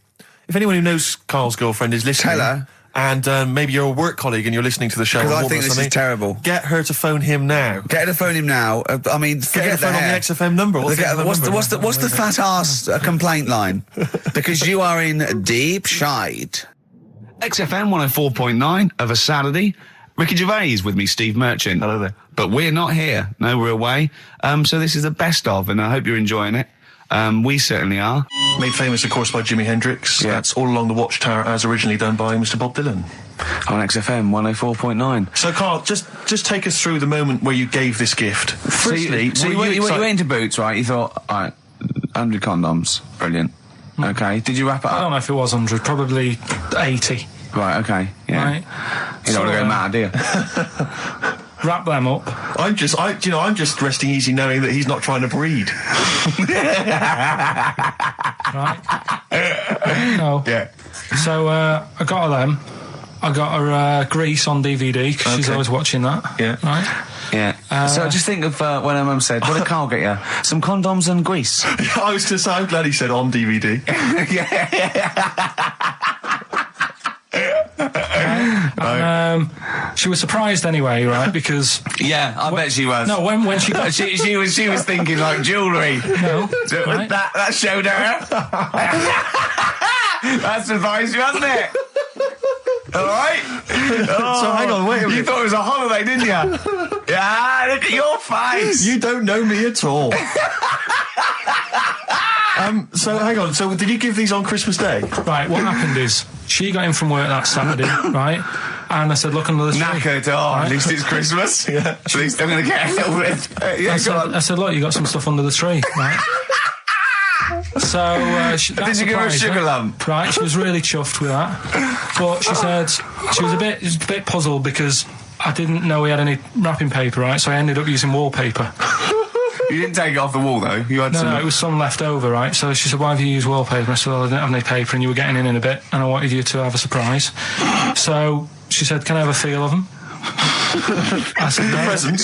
She thought, right, I've got the right thing. Yeah. Right. And then Christmas Day, I said, "No, don't get carried away. It's nothing really good. You know, we said we weren't going to buy each other much. So there you go. Open them." Yeah, go on. And can I just ask, had you received your present from her yet? Yeah. So what had you received? What did he have? Had some shoes. Nice. Right. Getaway game for PlayStation. Nice. I'm just totting up the value of those. Go on, yeah. And just also think about how much fun and pleasure you get from them. Yeah. Although, of course, condoms, I can see the the appeal. Well, okay. So I think also add to that bit 150 quid for a meal. If you're going to start totting up, 150 quid for a meal. I bought her some shoes, 72 quid. Yeah, that was after the event, though. Doesn't matter. All right, so you received these, dare I say it, thoughtful and nice gifts. You handed over the box of condoms. They were wrapped up. She unwrapped them. Yeah. Go on, take us through it. Walk us through it. Well, it's not something you play with on Christmas morning. Oh God! Oh, right. But when she opened what them, did she say? What did she say? Well, I wrapped them twice as well, so she thought it was something really good. Extra protection, right? And so she thought it was something really good. And then, the disappointment would be doubled. Yeah, go on, yeah. And then she just opened it and went, "Oh yeah, so what's on the telly?" And that was that. Ungrateful. What an ungrateful woman that is. Well, fancy not wanting. I told her a box of economy condoms from Boots. I said to her about the thing about, you know, it's all about the surprise and that, innit? Yeah. You explained that to her? Yeah. What, after she'd unwrapped it? Yeah. Thoughtful. And she was all right about it. Yeah. She understood. Rick, you know I suggested to him that he buy his girlfriend a gift. I'm worried I've done more damage to the relationship by suggesting that than if he had just forgotten. Next time you've got to go shopping for her yourself, Steve. I think I might do. You've better go shopping for her yourself. I'm glad it's all over though. It's mental. Yeah. It annoys me. The whole thing annoys me, and she knows that as well. Yeah. She should know. What? She still insists on having Christmas once a year. Well. Wow. I'm you know. No, but well, anyway, what did you get? I can't think what you bring to the relationship, Carl. I don't know what it is she's getting from you in this relationship. It's like she's doing all the work. 80 times. Oh God, I love it. You're brilliant. I know what she's getting. He's the what though? He's not thoughtful. No, but he's thoughtful. He's the best he can do with the brain he's got. Do you know what I mean? Right. He's doing his best. He's absolutely doing his best. There's no. He's working at the limits of his powers. Do you know what I mean? Though he's done as well as he can with what he was given. Sure. Yeah, I and that's admirable. Yeah. It's like, I think he's done better than you'd expect. I bet his teachers didn't even think he'd get this far. Do you know what I mean? What, find a girl? No, well, yeah, a job, a girl. Yeah. Do you know what I mean? Clothe himself. He's done really well. What do you think, Carl? You think you've done well? I think I've done all right compared to some of my mates. What are they doing now? Probably not that much. Do you know what I mean? Mrs. Matthews said I wouldn't be an high flyer. I think I'm doing all right. Yeah. Do you know what I mean? I have a holiday every year. Got somewhere to live and that. Yeah. Got a new flat, haven't you? Yeah, so where are they then, the condoms? Did she show them to her family and friends? No. Take them into work? Look what Carl I'm surprised she told Ricky, actually. I was a bit disappointed in that. Yeah. Because I didn't go shouting around. Well, she was so what I got. excited, Carl, clearly. She was just so pleased and proud. Yeah. All right, play a record, we'll come back to it. No, that's it now. Rick, you may remember that last week we opened with some quality knob news. Knob news, yeah. It was Hitler's knob. Hitler's knob was one of them. That just sparked off into a whole bunch of other kind of knob-related discussions. Yeah. And I'm pleased so far to see that we're almost at the halfway mark for this first hour. And so far we've only talked about nudity and/or todgers. Yeah. So excellent work from us. Well done, lads. Yeah. I'm looking forward to Dr. Fox and the rest of the Sony award committee listening to this one. Yeah. But more knob news. I don't know if there's a jingle for that, maybe. You nearly had the eye out. Knob news. Knob news, excellent. This is an extraordinary story. A woman tried to sue her bosses for £210,000 after finding a cooked penis in a canteen stew. Hospital cleaner Sophie, something, I can't quite pronounce that name, was eating goulash for lunch and could not cut one of the lumps of meat. You can see where it's going. I've got so many questions already. I know. She picked it up and tried to chew it, but it was too tough. Then she inspected it with workmates, who all agreed it was a penis. Imagine that discussion. Yeah. Miss Matlata said she vomited for the rest of the day, instantly became a vegetarian, and had to have psychiatric help. It's not known whether the organ was from a human. The case continues. Well, it can be found out, so that's one thing. Obviously, the doctors aren't confused. They're not going, I don't know, I've never seen one like it. Yeah. Also, why is she eating goulash? I know. I mean, that's my first question. Why? Yeah. You got lunch. What do you want? I don't know, I fancy some goulash. Yeah. Oh, some gooly lash. Gooly lash, Thanks very much indeed. Lancashire cockpot. Oh, is on the menu. Brilliant. Only £5.50. Wangers and mash. I'd love some wangers and mash, please. Cock o' van. Cock o' van. It's already done for There's you. there's wangers and mash, cock o' van, Lancashire cockpot. That's just off the top of our brains. Yeah. So if you've got any of your own, keep them to yourself. We're not interested. What do you make of that knob news? And he's in a hospital. Oh, yes, it was. No, a hospital cleaner. You're right. Oh, cleaner. God. I know how your mind's thinking already. There's been a mix-up. There's been a mix-up. What kind of mix-up? I love that. What, some bloke's gone in, some lesbian's gone in, wanting a sex change. She's got a carrot for a cock. Bit of stew and steak. Stew and steak. Oh, that would be great. I just wish we could maybe tape the bits we're not on air, just because that's when Carl comes into his own. Yeah. He just said to me, I don't know what I was doing, I was sort of like pottering around, dancing around, doing something annoying probably, and he just looked at me, I looked around, he was looking at me, and I looked back, and he went, have you ever used a Y-front properly? Genius. It's a great question, because the answer's definitely no. Definitely no. Does anyone use their Y-front properly? And by that, I mean, get your winky out of the little sort of slot provided, as opposed to like put it to one side or pull them down or whatever. Has anyone used a Y-front properly? I don't think I've ever done it. I don't think I've ever done it. I've never seen anyone in a toilet doing it, Rick. You should be looking. I wish I hadn't said that. I caught you. Really? Yeah.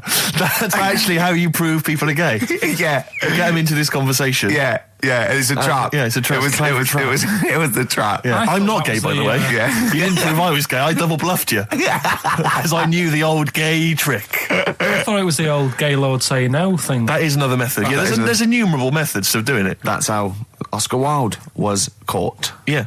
Yeah. What happened there? Well, the judge went to him, did you see that film last night? Gaylord Say No, and he went no, and they went take him away. Yeah, take him down to the cells. Yeah, take him to Reading. It is true. That is true. It originated in America.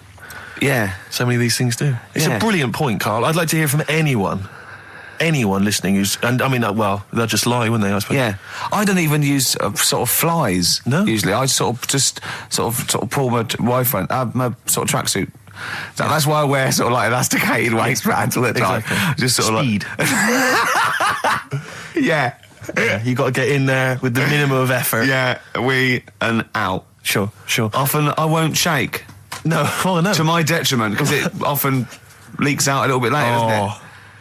Ever been out on a date with a girl where it's just trickled down your leg and you wish it hadn't, and you're thinking, what if she gets my trousers off later? She might smell or see it. What? What? I don't know. I don't know what I said there. Right. Darkness growing on me. Love that. Love the darkness. This is the Best Of Show on XFM 104.9. I'm Ricky Gervais, with me Stephen Merchant. Yes. I hope you're enjoying the Best Of. Couple of emails. Monkey Matt's emailed us. Who? Monkey Matt. Oh, Matty, yeah, go on. Yeah. He says... How's the Monkster? He's all right. He says, Karl has missed a cracking headline from The Sport. Hide-and-seek champion found dead in cupboard. I hope it's real. I don't know if it is. I doubt it. Just looking through some of the news stories that Karl did make it into Karl's news roundup. Yeah. This one you might be interested in. Headline, woman says partner ran off to become vampire. Yeah. And it says a young mother says her partner has dumped her to become a vampire. Rebecca Roberts from Somerset says Matthew Barrett fell for a blood-worshipping woman in a US cult. The 23-year-old mother says he began shaving all his body hair, dressed in black, and used Rebecca's lipstick to redden his eyes. Rebecca caught him performing weird blood rituals in front of his computer at night, cutting himself to prove commitment. She said, I thought it was just a hobby. Everyone's got a right to one. I was pleased he'd found an interest. Brilliant. This is apparently from The Sun. Apparently he's left. He's gone to America. He's living in this Ohio-based cult.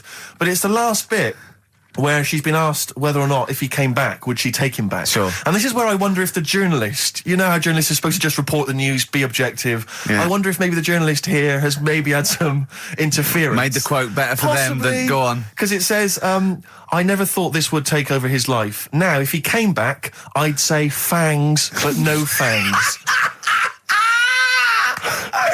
Oh dear! I can't believe. Imagine you're the woman, Rick. Okay. And I've come round. You're the journalist. I'm the journalist, and I've come in and I've said, okay, I read about this. All I have to do is not say that thing. You've come. I understand you're obviously quite upset. Your husband's gone gutted. off. If he came back, would you take him back? Definitely not. Right. Really, what would you say to him then if he came back? Just get lost. Right, but I'm really pissed off with you. Would you perhaps say something a bit more pithy? Not in this situation, no. You're upset? He cuts himself, he drinks blood, he's left me. Sod off. I'm not interested, mate. Because I tell you what. Go on. I mean, I like what you said there, but I wonder if we could condense that a bit more. If he came back, would you say... Go away. Would you ever say something like, thanks, but no thanks? No, because it makes it flippant, because I'm really angry. I know you're annoyed. And I'm upset, so I wouldn't say... I certainly wouldn't say thanks. I might say no thanks. But what if you sort of said it like aggressively, like you were giving him the finger, thanks, but no thanks? Like you didn't really mean it. Sort of sarcastically? Sarcastically, would you possibly say I might say thanks, but no thanks, and that'll be it. And that's and I'd leave it there. I'd never change that. Sure. I'd never change those words. Can I ask you a question? Go on. Do you like puns? Hate them. Right. I don't like Countdown. I don't like QI. I don't like any of those posh Cambridge, Oxford types. I hate puns. If you had to say thanks but no thanks in the form of a pun, what would you maybe say? I wouldn't. I never would. Right. I'd say thanks but no thanks. I would. I mean, I feel embarrassed that I'd even say that because I don't think I would even say thanks but no thanks. Okay. But if I did go that far, I'd leave it there. Sure. So, have you ever noticed, as I have, the similarity between the word thanks and fangs? Not really. It's very similar. Not thanks, really. Fangs, F-T-H, there's a K. Fangs very much. G, it's A and S. Well, the A, the N and the S, but that's about it. Would you agree it sounds marginally similar? Yeah, Is it possible you might one day say fangs but no fangs? I wouldn't know. Right. I could put that though, could I? But don't say I said it. Right. I mean, yeah. Fangs, but no fangs. Yeah. This is the thing. Just, if you ever read an article in The Sun, The Mirror, anything, do not believe it. Really seriously question and query it, because... If it ends with fangs, no fangs. If it ends with a pun, almost certainly they never said it. The Cure, Love Song, classic on XFM. So that's the crabs that you can download their memories. But what about other animals that are in the sea, in that same sea, eating the stuff? Have they tested them yet? I don't know. I think they just took it on because their biology, something to do with, I presume they could take up minerals and, I don't know why. I don't know. But anyway, next one, it's just on the horizons, a bodybuilder, yeah? This is freaky. Married another bodybuilder, right, and they're pregnant, and they had these tests, and the baby was very large, but it was causing it pain, right, in the thing, right, and after a It's almost bizarre and like... Yeah, after the female woke up pregnant after 7 months, and the baby... was walking around? No, had forced its way out of the vagina. Oh, no way. Yeah, it forced its way out. It almost had, like, super strength. Like, and it was pulling her along by the umbilical cord, and and it was a stone. Extraordinary. That's freaky. I mean, you're talking about freaky stuff. That's made up. What? It wasn't pulling her along. Well, no, it was putting. She could feel it. Exactly. And it was, do you know what I mean? Like, just went and just sort of squeezed its way out. Because it was ready. Because all the hormones. Because it thought it was ready. Oh, God. Imagine that. Just waking up and finding that in the bottom of the bed. Freak out, wouldn't it? Because you'd think it was a nightmare initially. And it had hair and everything, didn't it? Yeah, because all the hormones there, like there was something in the week about, you've got test tube babies and that now, haven't you? But they've managed to do it. I only caught half I knew he'd be more impressed by the crabs than that. He doesn't care if it's human. No, I am. I'm telling you though, that there was something... I only caught half the story because I was busy, but there's something about babies being able to be born without having any people involved. Or something, it's like putting them in an oven or something, and it's like a cake, and after a certain amount of time it's ready. I think you can buy those in Argos for kids at Christmas. Well, it's my first baby kit. Yeah. There's Play-Doh, I think, that they can buy. Yeah. So what do you think of that then? The baby one? Yeah. I prefer the crab one. Yeah. But the baby thing's pretty horrible. Yeah. So it was bigger than like the average.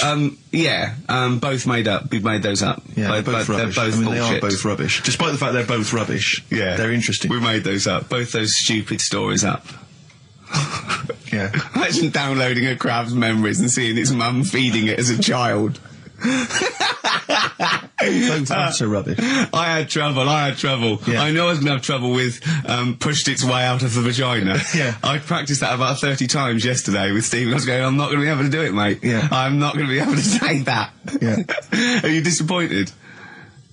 A little bit. I mean, the baby one's a bit sort of out there. Yeah. I wasn't really having that one. No. But the crab one... See, now, what's interesting, I think, is a useful experiment, Carl. I don't know what it's taught you about yourself, but would you say that that's revealed to you a certain thing? I don't know, maybe that you're a bit gullible.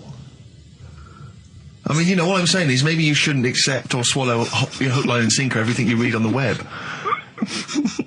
You not think maybe a valuable lesson? I feel bad because I said to Steve, he won't be annoyed that we conned him, he'd be annoyed that they're actually not true. You'd love that crab thing to be true, wouldn't you? It wouldn't surprise me if it did happen one day. Sure. Yeah. So, and then he'd laugh. And it's, in the break, when I said about the crabs, well, I'm keeping them then. Yeah. Yeah. Tell you a job I don't like. What? I wouldn't want to be doing. The woman, there's a little woman who sits in the little snack stall on Finchley Road station. Yeah. And I don't know how to describe it, really. She is surrounded by snacks. She can't move for snacks. Does it look like American Beauty, but with different... Not dissimilar to that. Yeah. It's a little hut on the station.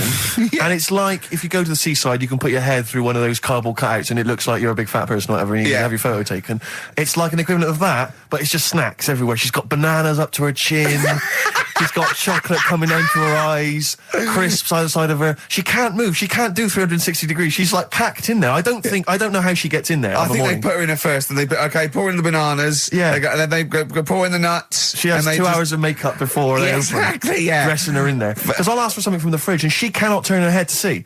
She has to go by feel alone, just to feel the fridge and get stuff out and pass it. And often I'll say, that's not what I wanted, but she can. You've got to let her off. It's extraordinary. Dear. But there's no music playing, Does she have nothing. to sell her way out of it?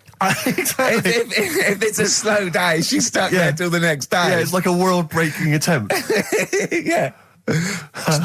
Carl, what job wouldn't you want to do? Well, any job. You're a lazy... You're joking, aren't you? I've done loads of stuff. I'm quite happy now doing what I'm doing. Yeah? You look happy. Trying to think. You sound happy. Yeah, I mean, calm down. You're on drugs. I'm all right. Are you on E? Before England have won and that. I'm happy for them. Yeah, go on, happy for them. I'm happy in that. Yeah, what do you mean happy for them? We are England. Happy for us. Yeah. I mean, we didn't play. I did very little towards it. No. It was mainly Johnny Wilkinson. Yeah, I barely contributed. Switching on the TV was about as much as I did. Exactly. And shouting, come on! Yeah. Talking about jobs and that, though, I was reading the other day about... rubbish jobs that people have had and stuff. I haven't got time when I'm at work, man. I just get on with it. I'm not squiddly diddly. Fingers in pies, different jobs. Go on. Do you know Ivor the Terrible?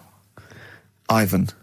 His Russian. Yeah, that was the Welsh fella. Who was bloody awful, but not as bad as his Russian cousin, Ivan. Yeah. Go on. He had a fella doing some work for him, right? Yeah. This fella built his house. Yeah. After it was done, right? Yeah. The terrible fella was like... fella Ivan. He was going, "Oh, it's brilliant. You've done a good job there. Yeah. I don't want you to build another one like that." Took his eyes out. Just stopped him making an house like that. Yeah. Blimey. That's bad, isn't it? Why didn't he take away his trowel? Then he could have seen that he couldn't have built a house without a trowel. You can't build a house without a trowel. Yeah. I suppose he probably later thought that once he'd been nicknamed Ivan the Terrible. Yeah. He thought, why? Because you gouge people's eyes out. Yeah, but I didn't want to build another house. I know, but take his trowel away. What would I have been then? Ivan the Crafty at most. Exactly. Yeah. Ivan the Jealous. Ivan the spoilt brat. But Ivan someone's eyes. That is bloody terrible. I'm surprised you're not called Ivan the... Do you know what I mean? You're going to get on in history like with Vlad the Impaler. Yeah. He's mainly remembered for impaling people. Yeah. He did a lot of other stuff. Did a load of great charity work he did. The impaling is the thing that's really gone down in history. When were you reading about Ivan the Terrible? No, it's just or Ivan the Terrible is the thing you remembered from this informative article? No, it was just little bits like that. Talking about him, there was a thing about someone who worked for... That fella who painted the ceiling. Sistine Chapel? Yeah. There was a thing, a woman who worked for him in his house. And I love how you assimilate information when it's just bordering on the academic or just the interesting and true. It's wonderful. Ivan the Terrible gouged someone's eyes out because built him an house. That fella who painted that ceiling had a woman work for him. Imagine if you wrote that down in an essay. Imagine if you wrote that in a school essay. Well, you'd probably end up with not getting a grade or... Yeah, or thinking you turned up to more than you had. Exactly. Anyway, the woman who lived with... Yeah, the woman who lived in a shoe. Go on. Yeah, there was this woman who lived with him and she used to go out and do all this shopping and that. Yeah. But because she couldn't read or write, he used to have to draw everything that he wanted. Why couldn't he just tell her? I don't know. No, wait. That's an excellent point. Could she talk? Yeah, but if it's a big list and that, loads of different coloured paints. But why couldn't she draw on a piece of paper? Why did he have to do it? Because he's a better drawer, isn't he? That's the point. That's it. We were just looking for the logic of the story. You found it. You've done it. Play a record. He's a better drawer. Oh, that was great. That was very, very funny. What a wonderful clip that was. I enjoyed it. Do you remember that? Yeah. Wow. It was a few weeks ago, wasn't it? Really? I mean, I think it was last week. We'd have to have very, very bad memories not to remember that hilarious clip. I'd like to hear that again maybe in a couple of weeks' time when I'm away. Yes, absolutely. It's embarrassing, isn't it? Mm-hmm. And we, but the good thing is, on telly, I feel a bit guilty about putting out shoddy rubbish because I'm getting paid an awful lot. Yes. But here, I don't give a They can bleep that. They will do. Well, I didn't really want to make it a Christmassy type show because I don't really like it. Oh, he's done it again. Well, you did Christmas once, didn't like it. No, my dad always said... Oh, right, steady on. Dad said Christmas morning was for for me. So he used to stay in bed. So he never... That's brilliant. That's a great thing to say, isn't it? Yeah. Christmas morning's for you. Run wild. Do what you want. Just don't bother me. I'm going to Honolulu for 2 weeks. That's great. Dad, it's Christmas. Do I have to do anything? No. So my mum used to get up because she used to like to see my face light up, when I open my presents. And then... to give fireworks. And then I'd have to go to my bedroom from about 6 o'clock onwards because my mum and dad were into having big Christmas parties and I wasn't old enough to go. Right. So they'd say, right, you've had your fun there, you go up to your bedroom, stay in there. Really? Yeah, I remember one year, right, I got a train set, that's what I wanted. Yeah. Right? It's brilliant. Playing with it all day. I thought, I don't mind about the party, I'm happy staying up here playing with this. Brother comes in, he's had a few, right? He's going, yeah, give us a go on your train. How old is he? He's a bit older than me, so he might have been let's see. Well, let him be 18. Probably about 18, 19, something like that. I had a train set, so I don't know, about 14. something like that. Yeah. Right, so I'm playing on that, loving it and stuff. And then he comes in and goes, oh, give us a go. He turns the transformer up to 14. He went really fast for about 5 seconds, broke it, and then he went back downstairs. Wow. So Christmas, I hadn't even got to Sounds Christmas like Day. the Conservative government with British Rail. Satire, that is. Satire, Rick, I just thought that there's satire. If there's any satirical shows listening or it doesn't work in any way, because there's the analogy falls down apart from there being a train. Think it through, though. British Rail was trains. Yeah. And the government broke the trains in many ways. They didn't break them, like, not officially breaking them, but they kind of... It does work, it's perfect. Oh, I'm very pleased with that. And I can't, and no one's asked him to be on Have I Got News For You. It's weird, isn't it? Because it's strange, that, when you've got a satirical mind that's as quick as that. Yeah. All and right. he's broke your little train set. So what did you do? I just watched telly and had some sausages. I bet you were happy with that, though, weren't you? Oh, it's a bit annoying, though, isn't it, when your main present of the year has been broke. And did it ever get it fixed? No, that was it. Put away. I'm intrigued why your parents wouldn't let you come and join in the festive fun. Was it like really debauched down there? Was it like eggnog everywhere? Well, no, but I mean, that's fair enough. 6 is a little bit early, but I just think, you know, if you're a kid, you know, he had his fun, put him to bed at 8, maybe. And Do you think so on Christmas Day? I thought that was a day for family. Well, not if there's a party going on. Well, don't have the party on the Christmas Day. Well, that's another option. Yeah. Your parents are weird, aren't they? A strange breed. Well, I think that was the year, right? You're talking about buying presents and stuff. I think I did treat my mum to... I didn't buy my dad anything. I think that was like when I got a bit older, he used to get my dad something because he wasn't that bothered anyway. No. So, got my mum, there was a cheap shop, right? Of course. Thank God for that. Called Snips. Right? So I went in there and I thought, let's see what I can get her. And remember Victoria Plum? I don't think so. Well, it's like a fairy character. Right. And my mum's into gnomes and stuff, right? So I thought, right. She must be pleased with you, then. Victoria Plum. I was thinking, is that one of the neighbours? Is it like a brandy Do you liqueur? remember Victoria Plum? Victoria Plum. Victoria Plum, yeah. It's like a little fictional sort of character, right? Okay. So I saw it. I thought, yeah, she'll love that, right? So I did my paper round, saved up for 2 weeks, right? Oh. Got that sorted, went to Snips, bought the Victoria Plum. Next day, I'm in town with her, right? So I think, I know what I'll do. I said, come in here a minute, right? So we go in and we're looking around, and I tested her, right? I went, look at that there. That's all right, isn't it? And she goes, oh, it's bloody awful. Oh, Carl. Oh, Carl. Oh, God. So then Christmas Day comes. I said, don't bother opening it. She said, no, why? I said, Oh, "Don't." no. Why didn't you still give it to her? So, well, it was too late. I'd already bought it. Oh, Carl. So she opened it, and I was like, and she said, oh, that's nice. I said, why are you saying that? I said, the other day, she said, it's bloody awful. She said, oh, no, I thought you were pointing at something else. Oh, no. So that's why I don't get anyone anything anymore. Oh, God. Play record. Oh, God. Oh. You know, I've never been a religious type. You know, if people want to do it, I let them do it and what have you. Good of you. But out of all of them, I want one that's not going to take over your life. I don't want one where you've got to get up 3 times a day and you've got to go and pray and that you've got to get up early. Forget that. It's getting in the way. But if it's something like... I was walking to work the other day, right, across Oxford Street. There's a little Hare Krishna fella there. And he sort of had... he had a leaflet and stuff. And he said, you know, are you interested? And I said, what do you do? And he said, well, you know, we're against getting stressed out and what have you. And he gave me a plum. They hand out food for some reason. But I sort of asked a few questions. That's just the imagery. These 2 bold people, one of which is wearing an orange smock. Holding a plum in the middle. He hands the other one a plum. It's almost like you can imagine some kind of religious painting. Exactly, yeah. But you know, what is their sort of main thing? Because he didn't really tell me that much. He was a Japanese bloke, so I didn't know what he was saying that much. Why? He wasn't speaking English? Not very well. He wasn't the best sales bloke to send out for them, is what I'm saying. Yeah.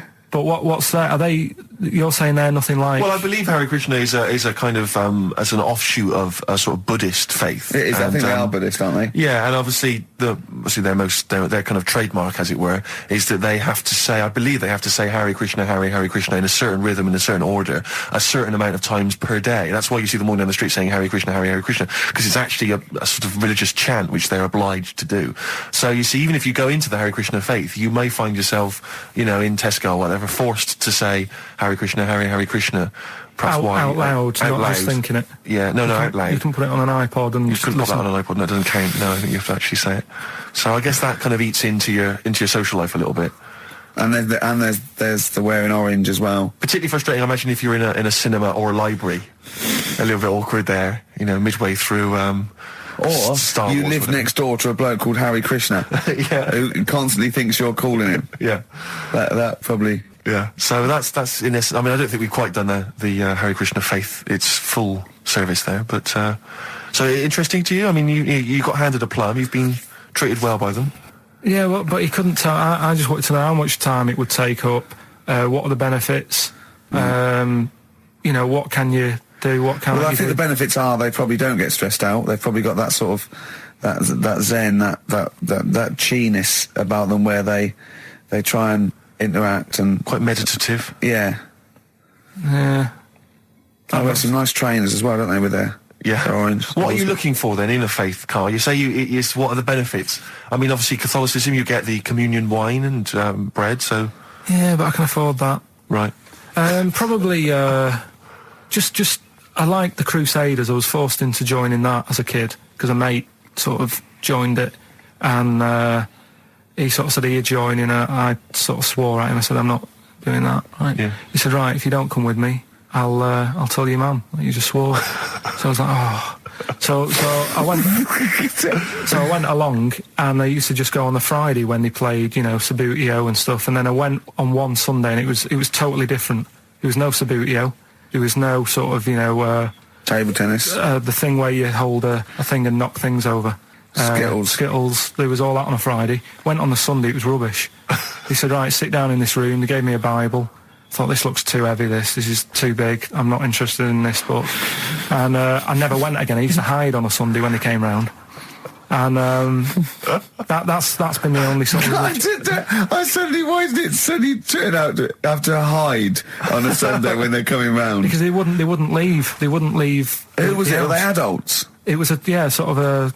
Well, he seemed like an adult to me at the time, but he was probably about 27. Well, that is an adult. Yeah, but do you know what I mean? He seemed a lot older when I was a kid. Yeah. And he came knocking and that, and he used to say to me, Mum, I'll just tell him I'm ill or something. And he used to hang around to see if I'd eventually come out to play and that. And if I did, I think they would have grabbed me and took me there. I love the idea that for you, religion has to bring with it some kind of gift. It's like, you know, join our faith and you get an alarm clock radio.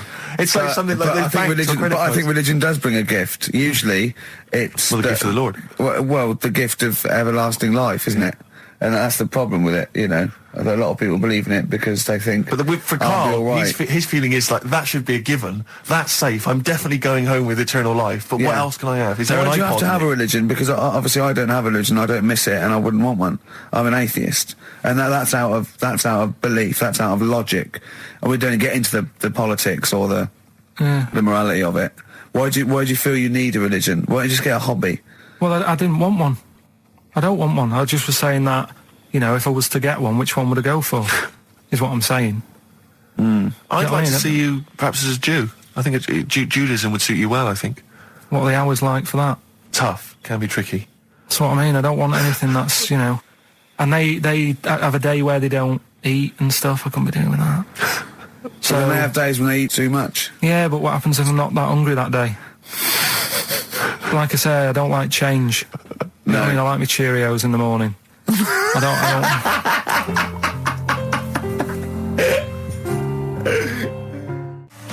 That was Radiohead and They're There. We're Not Here, alright? Pre-recorded. Coming up is one of Karl's little things. Enjoy it. Anyway, Karl, look, you almost let it slip then as you were talking about your filling out that application form. There's some big news that everyone needs to know, which we were stunned by in the week, although the more we sort of talk to you, the more it starts to fall into place. Yeah. But Karl, what's the story? That I haven't got me exam results from the GCSEs. He never turned up to get his exam results. I was working. And so, how many did you take in the end? Because you weren't even sure about that, were you? You think you took maths and English, don't you? Yeah. And you think you've handed in the artwork for art, don't you? Now, art was continual assessment, wasn't it? Coursework. And what was that you made? I made a man sort of putting his arms into a car.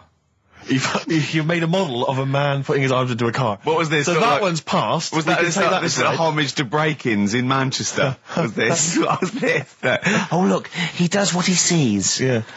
So you've what's got that. That's safe. You've definitely got that one. So you've taken art, you've taken English and maths, you think?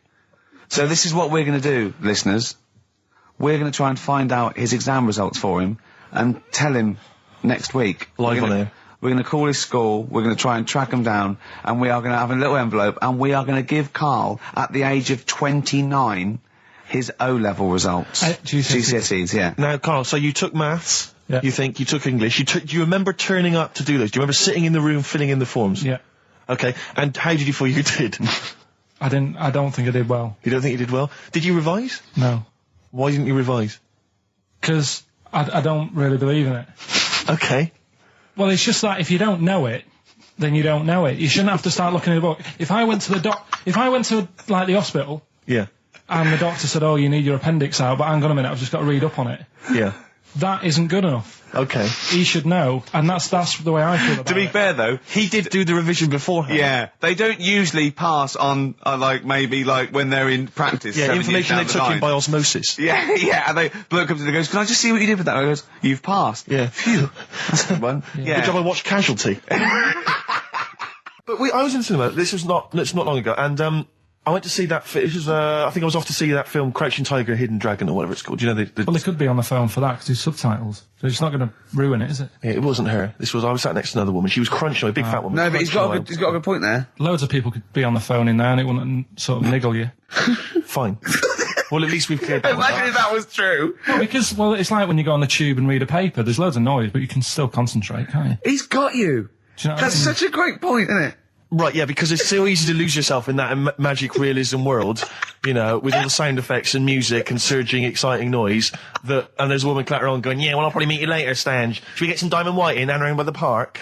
Yeah. Switch off. I do it. Yeah, but we know what you're like, Carl. Yeah, you can switch off, Karl. It's like you can turn your ears off. That's the skill you It's have. not the ears, it's the behind the ears. Yeah. It's the process between the ears and the brain that you can switch off, so you can still hear all these things like a cat. But I was in there with, there was this woman sat next to me, she was a big fat one, she was crunching on some popcorn. Again, that's a crime. Why they're selling popcorn in cinemas? I don't understand why She the needs to noisiest... eat regularly, she's why fat. the noisiest food in a cinema? Yeah. I don't understand why that's come about. Yeah. Really makes me angry. Yeah. She's sat there, right? This- Smoothies. We want smoothies without straws. Exactly. The trailer for that film AI, Artificial Intelligence, came on. Do you remember that? And the tagline was, "David is 11 years old. He weighs 60 pounds. He's 4'6" tall. He has brown hair. His love is real, but he is not." Oh, yeah. And she just went, "How old was he again?" To her boyfriend. Right? Just ruined it. War film trailer comes on for some Pearl Harbor or something. She goes, "Yeah, I don't fancy that. Just announcing this, don't fancy that. Too many war films." So then the trailer, then the opening credit comes on for Crouching Tiger. And before that, you know that thing that comes up that says it's signed by the BBFC and it has the kind of certificate and everything, and that certificate to say what age you have to be to see it. That came up, and it said Crouching Tiger, Hidden Dragon, in brackets subtitles. She went, "It's not subtitled, is it?" I thought this was the most famous foreign film for years. It won Oscars. It was a huge film. Everyone knew it was foreign. She goes, it went, and it says that the credits begin. It says Crouching Tiger, Hidden Dragon. She went, "Stupid name for a film."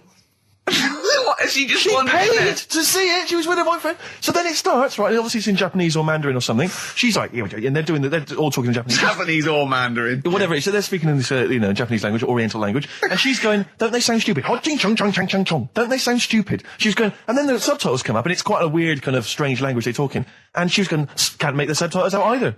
It's both gobbledygook."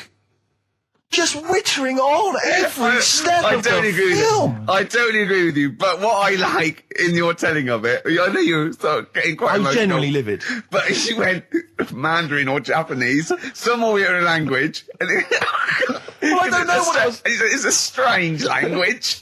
It's a strange language. Well, anyway. Oh, dear. So then I moved. I climbed over several seats, made a big huff of, make a big show of moving. Yeah. Sat next to a guy on the phone, just chatting on the phone. Oh, I'd have gone mental at that. So now I hate that film. I didn't enjoy it. I don't like seeing it. I don't want to even think of it. It's subtitles, isn't it? Well, rubbish. Rubbish. That's why I get videos. Yeah, I should have thought that through, Carl. You're absolutely right. Lamb chop. Yeah, let's play Lamb Chop. This is brilliant. This is from this CD that came out recently with Uncut magazine. Occasionally they put out some quite interesting free CDs. And this was one that had various covers of Rolling Stones songs.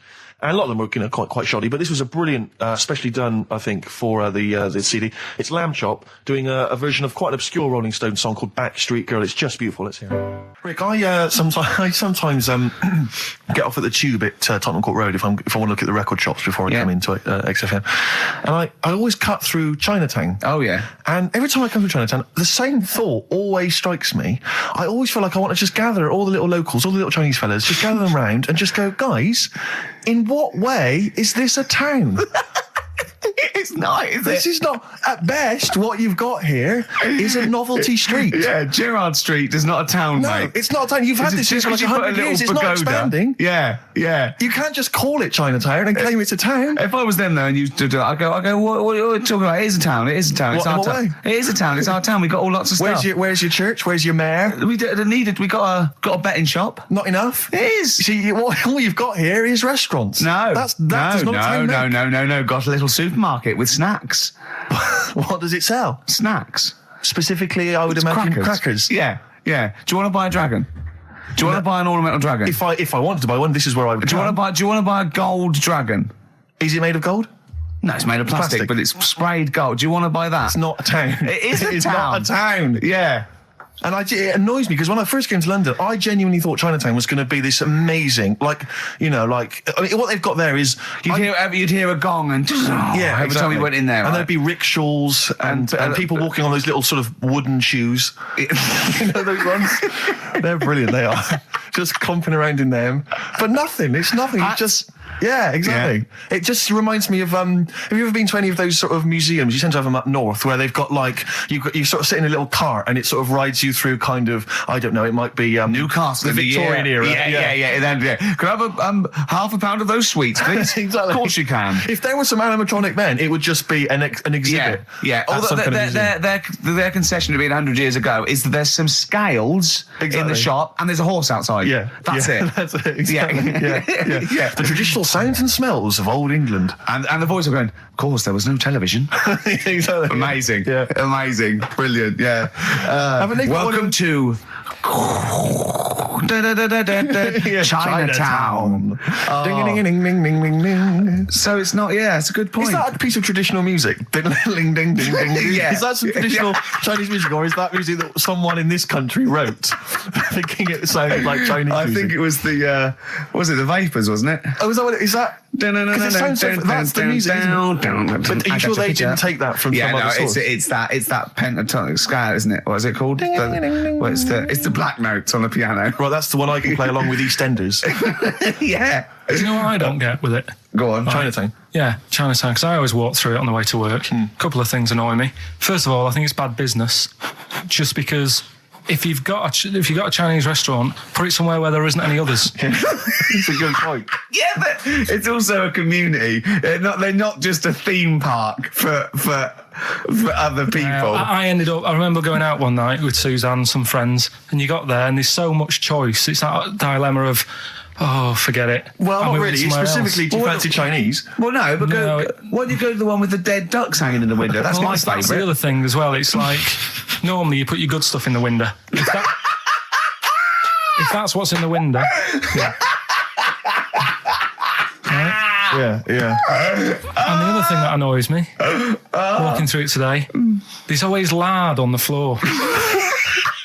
What, in the street? In the street. It is, honestly. I'm scared I'm going to slip over. It's because all the restaurants and that. But why is it? That's another point. Well, it's not oozing out of the restaurants. No, but why is it? I don't know what they do. Careful. Listen, no, but why is That's why they used to wear those little wooden shoes. Okay, we've got... No, but the thing is as well, they try and wash it with water, which doesn't work with lard, and it's like oil. Famously, yeah. You know what I mean? Even I know that. Yeah, you got to scrub it. So, you think sorted that out. Yeah. You think they'd know, wouldn't you? Yeah. All right. Anyway, thanks for your thoughts on Chinatown, Carl.